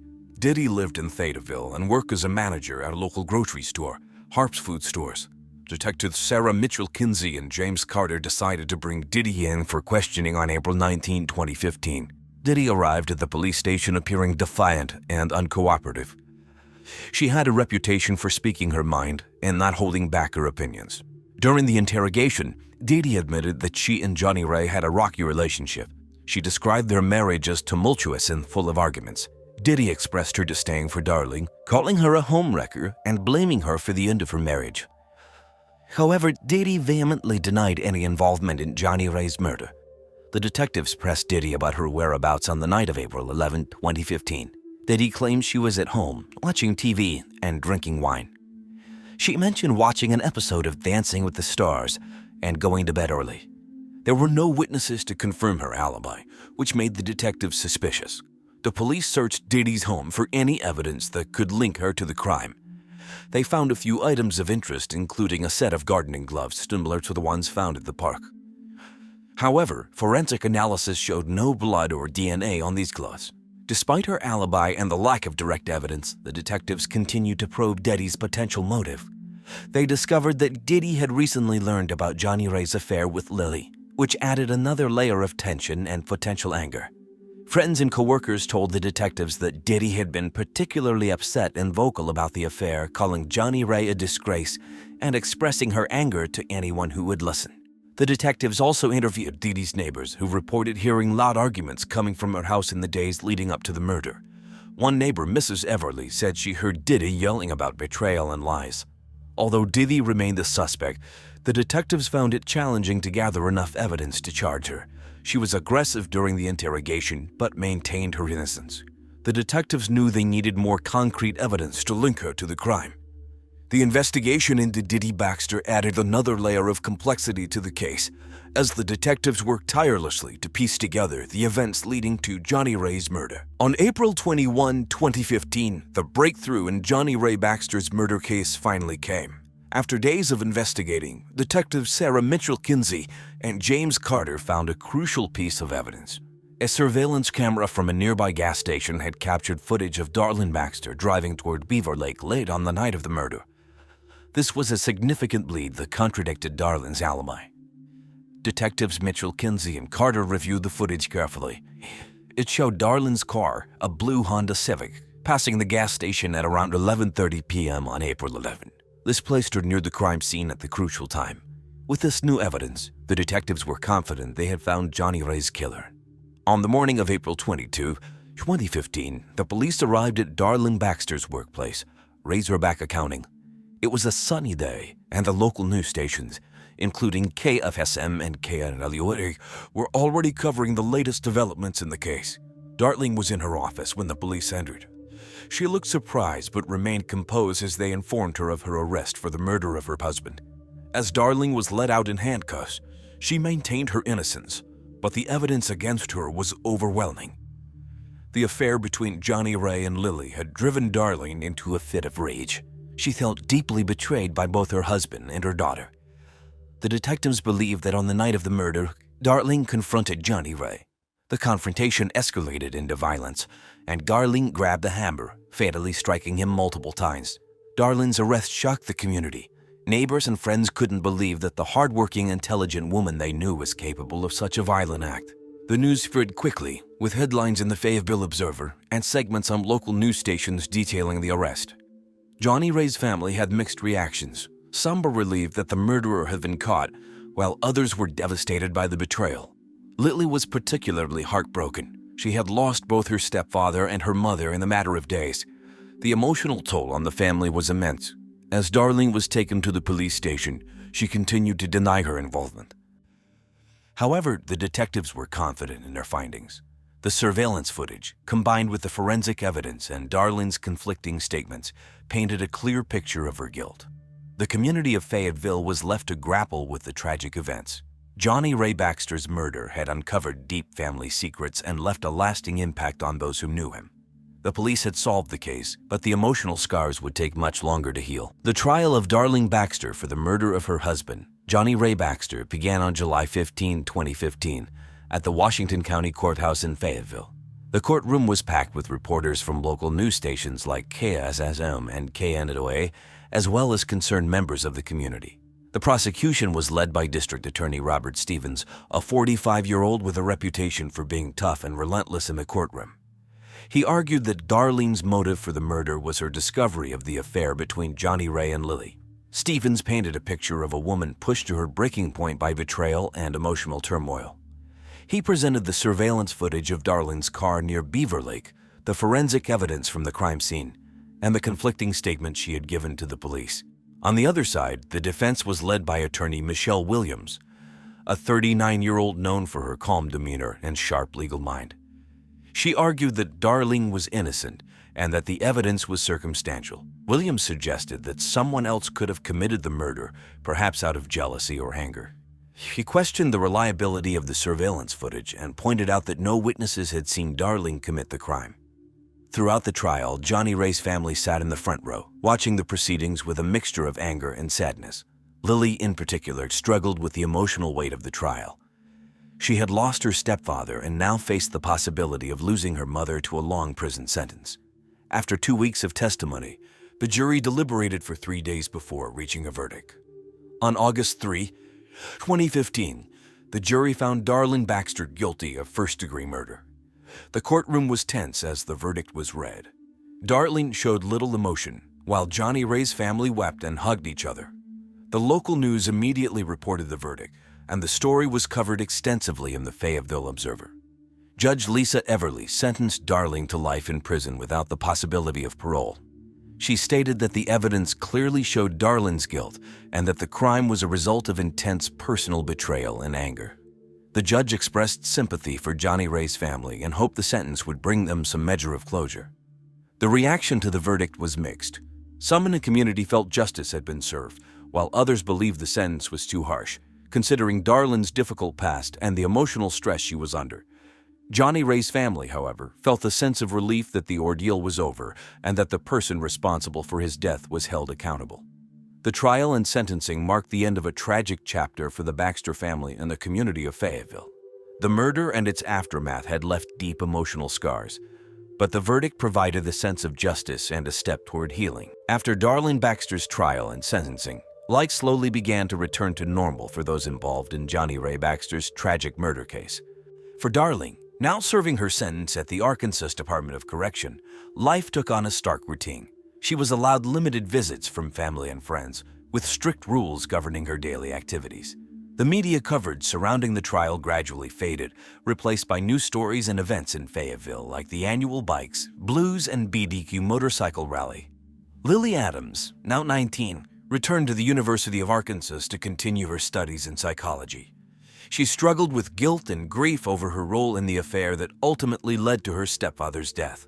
Lily sought counseling to help her cope with the emotional aftermath and worked hard to rebuild relationships with her family. She distanced herself from media attention, focusing on her studies and volunteer work at local animal shelters. Meanwhile, Detective Sarah Mitchell Kinsey received recognition for her role in solving the high-profile case. She continued her work at the Fayetteville Police Department, investigating other crimes and mentoring younger detectives. Detective James Carter transferred to the Northwest Arkansas Drug Task Force, where he applied his investigative skills to combating drug-related crimes in the region. In the community of Fayetteville, the impact of Johnny Ray's murder lingered. Neighbors and friends remembered him as a friendly and successful real estate agent who loved sailing on Beaver Lake. The local Rotary Club held a memorial service in his honor, and a plaque was installed at the Fayetteville Town Center to commemorate his life and contributions to the community. Johnny Ray's family, especially his first wife, Diddy, found solace in each other's company and support. Diddy focused on her career at Hart's Food Stores and became involved in local charity events, like the Susan G. Komen Race for the Cure in Bentonville. She remained vigilant about keeping her family close and supporting her grandchildren, who missed their stepfather dearly. As time passed, the scars left by Johnny Ray's murder began to heal, though the memory of the tragic events of April 2015 remained a part of Fayetteville's history. The community rallied around the Baxter family, offering support and understanding as they moved forward from the ordeal. This tragic case of love, betrayal, and murder serves as a stark reminder of the complexities of human relationships and the devastating consequences of unchecked emotions. Louis Torino was 45 years old and worked as a financial advisor. He was very good at his job, known for being meticulous and charming. Louis lived in Providence, Rhode Island, with his wife, Sarah Torino, who was 44 years old. Sarah was an elementary school teacher, loved by her students and fellow teachers for her caring and kind personality. The Torinos were well known in their neighborhood and often hosted social gatherings. Louis and Sarah were a loving couple, and their friends admired how close they were. They had 2 children, including their 18-year-old daughter, Bethel Torino. Bethel was a smart and independent college student studying psychology at a local community college. She was very close to her parents and spent a lot of time with them. The Torinos had recently decided to try something new in their marriage. They wanted to spice up their relationship and decided to explore the swinging lifestyle, which includes wife swapping. This was a big decision for them, and they were both excited and nervous about it. They started to get involved with other couples in the community who were also interested in swinging. Just a few days before their deaths, Louis and Sarah were busy planning their next sex meeting. They were going to meet up with their close friends, Jack and Beth Kama. The Connaughts were also into swinging and had swapped partners several times with the Torinos before. The Torinos were looking forward to the event and were talking about it a lot. Louis and Sarah both had dreams for the future. Louis wanted to retire early and travel the world with Sarah. He often talked about visiting places like Paris, Rome, and Tokyo. Sarah dreamed of writing the children's book one day that would tell kids in a child-appropriate way of the swinging lifestyle. She loved working with kids and wanted to continue teaching for a few more years before focusing on her writing. In the days leading up to their tragic deaths, the Torinos were happy and full of life. They were excited about their new lifestyle and the upcoming gathering with the Connaughts. They spent time together, talking about their dreams and plans for the future. Louis and Sarah were a couple who loved life and each other, but their story took a dark turn that no one could have predicted. On January 9, 2019, at 8:30 a.m., Maria Lopez, the Torino family's housekeeper, arrived at their home in Providence, Rhode Island, to start her usual morning routine. Maria had worked for the Torinos for several years and was very close to the family. She greeted their cat, Marco Stefanovic, at the door as usual and began tidying up the living room. As Maria made her way upstairs to clean the bedrooms, she noticed something unusual. The door to Louis and Sarah's bedroom was slightly ajar, which was not typical. Feeling a bit uneasy, she knocked gently and called out their names. There was no response. Maria pushed the door open and was met with a horrifying sight. Louis and Sarah Torino were lying naked on their bed, brutally stabbed to death. Their faces were mutilated beyond recognition, and the sheets were soaked in blood. Maria gasped in shock and stumbled back, her heart racing. She quickly pulled out her cell phone and dialed 911, her hands trembling. The 911 operator answered, and Maria struggled to find her voice. "Help, please. They is dead. Mucho sangre," she cried. The operator tried to calm her down and asked for the address. Maria gave the address and explained that the victims were her employers, Louis and Sarah Torino. While waiting for the police to arrive, Maria ran downstairs and out of the house, unable to bear the sight of the crime scene. She stood in the driveway, shaking and crying. Neighbors, seeing her distress, came over to ask what was wrong, and she told them about the horrible discovery. At 8:45 a.m., the first police officers arrived at the Torino residence. They quickly secured the scene and began their investigation. They spoke with Maria, who was still visibly shaken. She described finding the bodies and her immediate reaction. They gently reassured her and thanked her for her help. The police then escorted Maria to a neighbor's house to rest and recover from the shock. The news of the murder spread quickly. Local media outlets, including the Providence Journal and TV stations like Implicated and NBC 10, covered the story extensively. People in the community were horrified, saddened, and mystified by the tragic deaths of Louis and Sarah Torino. On January 9, 2019, at 8:45 a.m., the Providence police arrived at the Torino residence. The first responders quickly secured the area and called in the detectives. Detective Mark Simmons and his partner, Detective Lisa Chen, were on the scene within minutes. They were known for their dedication and thorough approach to solving crimes. The detectives entered the house and were immediately struck by the gruesome scene in the bedroom. Louis and Sarah Torino lay naked on the bed, their bodies brutally stabbed and their faces mutilated beyond recognition. Blood was everywhere, on the bed, the walls, and the floor. It was clear that this was a crime of extreme passion and rage. Detective Simmons, a tall man with a calm demeanor, took charge of the investigation. He ordered the forensic team to start collecting evidence. Detective Chen, known for her keen eye for detail, began photographing the crime scene from every angle. The room was chaotic, with signs of a violent struggle. The detectives carefully examined the area around the bed. They found the murder weapon, a bloody kitchen knife, on the floor near Louis' side of the bed. They bagged it as evidence, hoping it would provide crucial clues. The team also collected fingerprints from various surfaces and swabbed for DNA samples. Outside, the media had gathered, with reporters from the Providence Journal and local TV stations like WPRI and NBC 10 covering the story. The detectives knew they had to work quickly to provide answers to a shocked and grieving community. Neighbors were questioned about anything they might have seen or heard. Most of them described the Torinos as a friendly and happy couple who often hosted gatherings. No one could believe something so terrible had happened to them. The forensic team used advanced tools to gather evidence. They used luminol to detect traces of blood that might not be visible to the naked eye. They also scanned for any hair or fibers that could link a suspect to the crime scene. Detective Simmons and Detective Chin interviewed Maria Lopez, the housekeeper who had discovered the bodies. Maria, still in shock, recounted her morning routine and her horror upon finding the Torinos. She provided as much detail as she could, despite her distress. The police worked tirelessly throughout the day and night, piecing together the events that led to the murders. They knew this case would require all their skills and resources to solve. The detectives remained focused, determined to bring justice to Louis and Sarah Torino. The first suspect the police investigated was Jack Conant, a 47-year-old bar owner. Jack was known in Providence for running a popular local bar called Jack's Place, which was frequented by many in the community. He was married to Beth Conant, and the couple was known to participate as self-described experts in the swinging lifestyle. Jack's friends described him as quiet and reserved, often keeping to himself. Despite his calm exterior, he was known to be somewhat introverted and prone to jealousy. Jack and Beth had agreed to swap partners with the Torinos, making Jack a key person of interest in the investigation. On the night of the murders, Jack had been at his bar. The police interviewed him there on January 10, 2019, the day after the bodies were found. Jack's demeanor during the interrogation was calm, but there was a noticeable tension in his voice.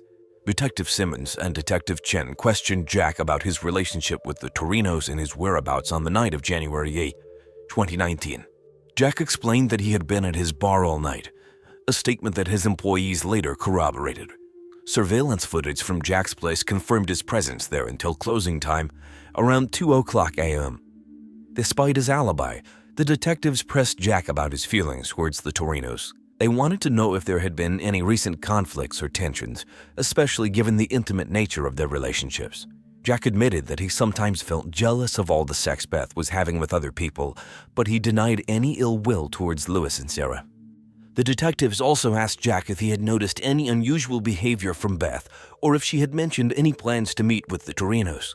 Jack insisted that he had no idea anything was wrong and that Beth had not mentioned anything out of the ordinary. Throughout the interrogation, Jack remained composed but visibly anxious. He repeatedly asserted his innocence and expressed shock and sadness over the Torinos' deaths. The detectives noted his reactions and body language, looking for any signs of deceit. While Jack's alibi seemed solid, The police continued to scrutinize his actions and statements. They knew that in cases like this, even the smallest detail could be crucial. As the investigation progressed, the detectives remained cautious, keeping all possibilities open while they gathered more evidence and interviewed other suspects. The second suspect in the investigation was Beth Conant, a 40-year-old professor of shamanism at the Rhode Island School of Design. Beth was known for her outgoing and persuasive nature. She was the more dominant partner in her marriage to Jack and was very interested in the swinging lifestyle, including swapping partners with both men and women. Beth was often the life of the party, charismatic and charming, but she also had a powerful and controlling nature which had caused tension in her marriage. The police brought Beth in for questioning on January 11, 2019, 2 days after the discovery of the bodies. Detective Simmons and Detective Chin led the interrogation, asking Beth about her relationship with the Torinos and her activities on the night of the murders. Beth admitted that she and Jack had an open relationship and had swapped partners with the Torinos several times. Beth's alibi for the night of January 8, 2019 was that she was home alone, reading and grading papers. She seemed confident but defensive during the questioning. The detectives pressed her on her feelings towards the Torinos, especially considering her attraction to their 18-year-old daughter, Bethel, something Jack had told him about. Beth did not deny her attraction, admitting she found Bethel very attractive, saying she had the hottest body on the face of the earth, but insisted she would never harm Louis and Sarah.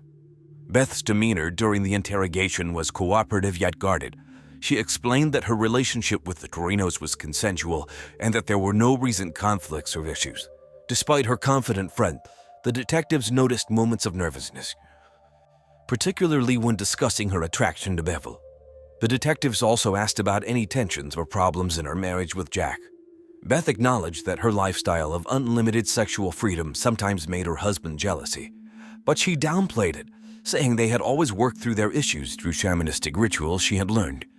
She firmly denied any involvement in the murders, expressing shock and sadness at the loss of her friends. Throughout the interrogation, Beth maintained her innocence, but the detectives remained skeptical. Her alibi was weak, with no witnesses to confirm her whereabouts on the night of the murders. The police continued to gather evidence and scrutinize her statements, knowing that her strong personality and complex relationships could be key to understanding the motive behind the crime. As the investigation progressed, Beth's role in the case remained a critical focus. The detectives knew they needed more evidence to determine her involvement and continued to delve into her past and her interactions with the Torinos, hoping to uncover the truth. The third suspect in the investigation was Bethel Torino, the 18-year-old daughter of Louis and Sarah Torino. Bethel was a college student majoring in psychology at a local community college. She was known to be intelligent and independent, and she had always been very close to her parents. However, she had become increasingly disturbed by their growing interest in the swinging lifestyle. The police brought Bethel in for questioning on January 12, 2019. Detective Simmons and Detective Chin led the interrogation, asking Bethel about her relationship with her parents and her feelings about their new lifestyle. Bethel explained that she had initially tried to be supportive, but she had become horrified when her parents expressed interest in involving her to please Beth Conant, who was sexually attracted to her. Bethel's demeanor during the questioning was a mix of anger and sadness. She spoke about feeling betrayed and dehumanized by her parents' intentions, even showing the police a spreadsheet her father had made to show her ways to sexually satisfy Beth during their planned encounter.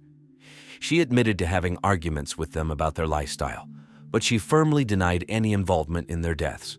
The detectives noted her emotional responses, seeing the young woman who was deeply hurt by her parents' actions.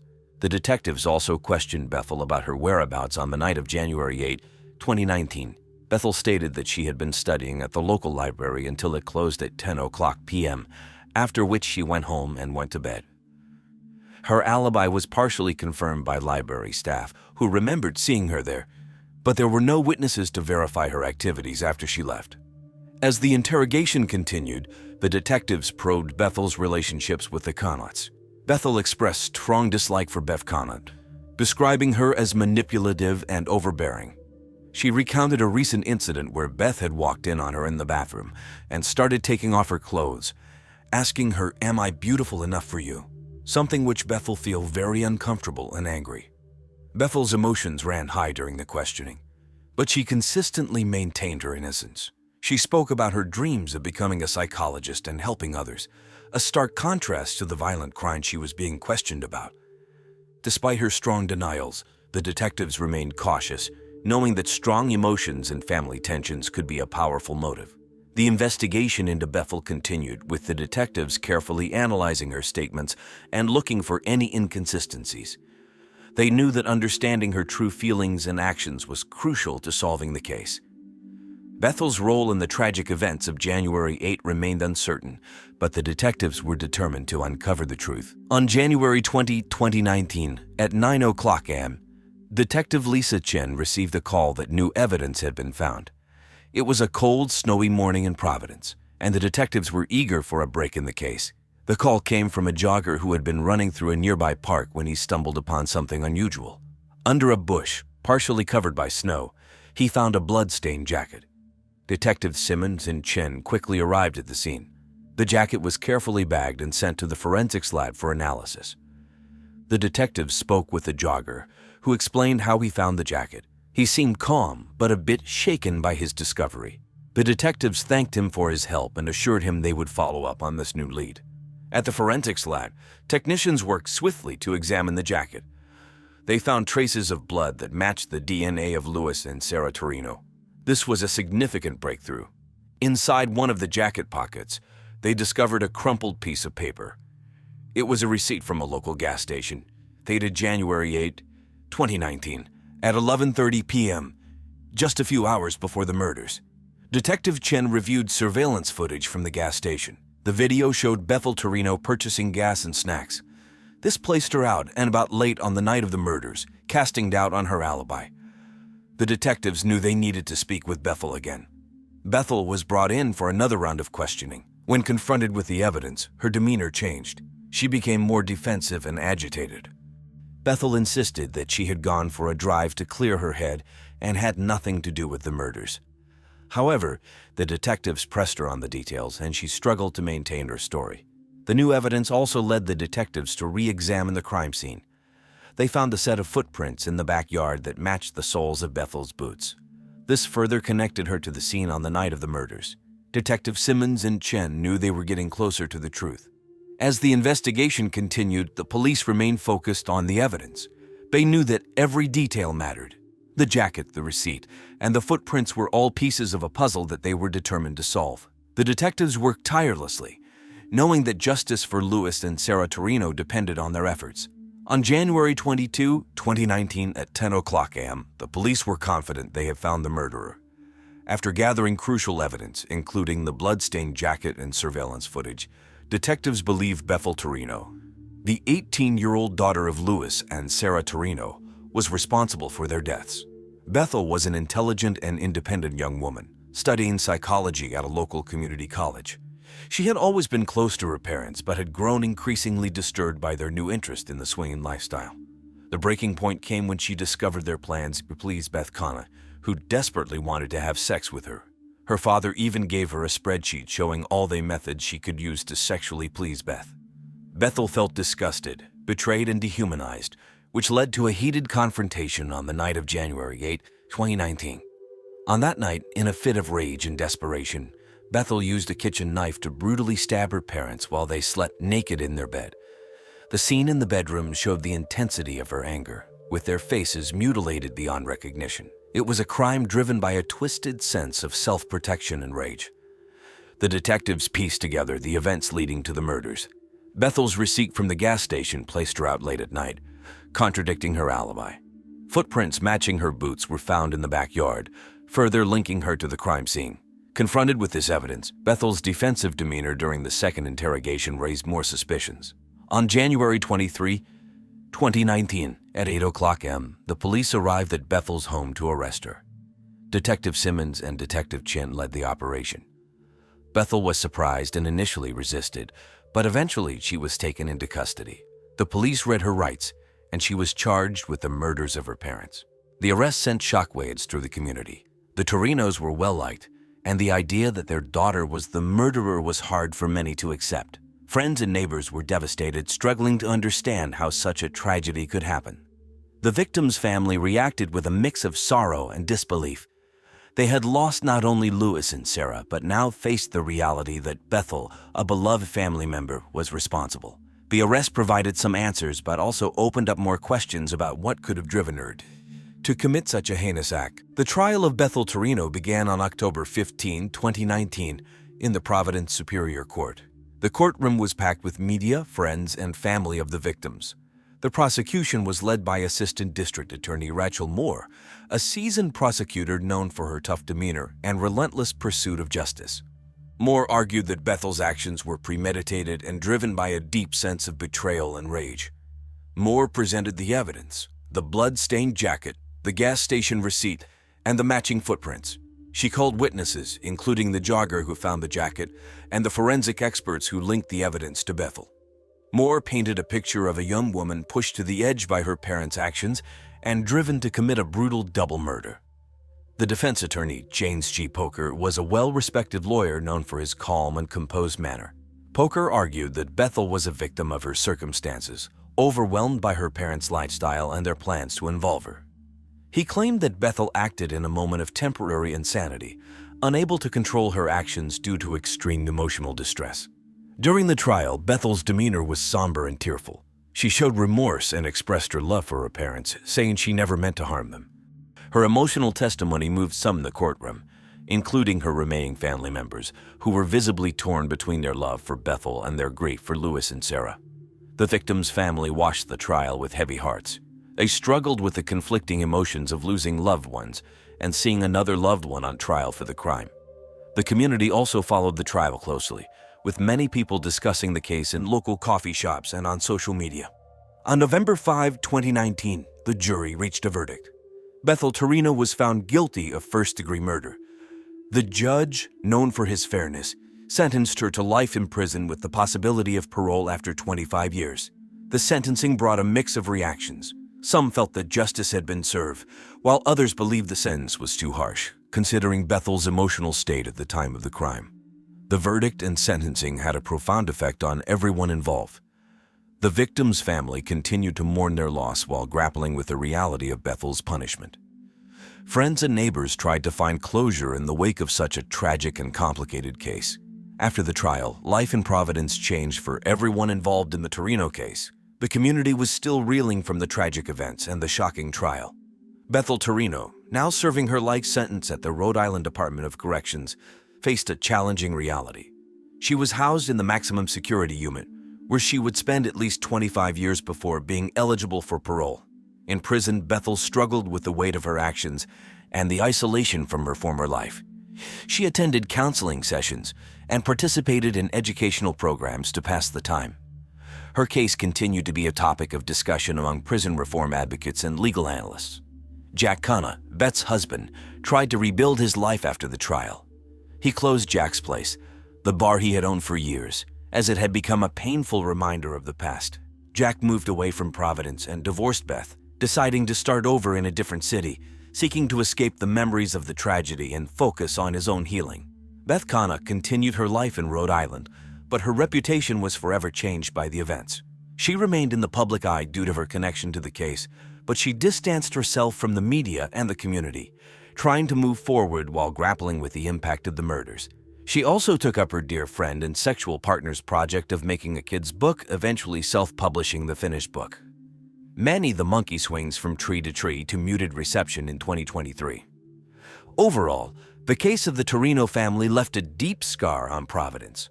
The tragedy and the subsequent trial were reminders of how complex and painful human relationships can be, and how even the closest family bonds can unravel in the face of intense emotions and misunderstandings. This tragic story serves as a stark reminder of how complex human relationships can lead to unforeseen and devastating consequences.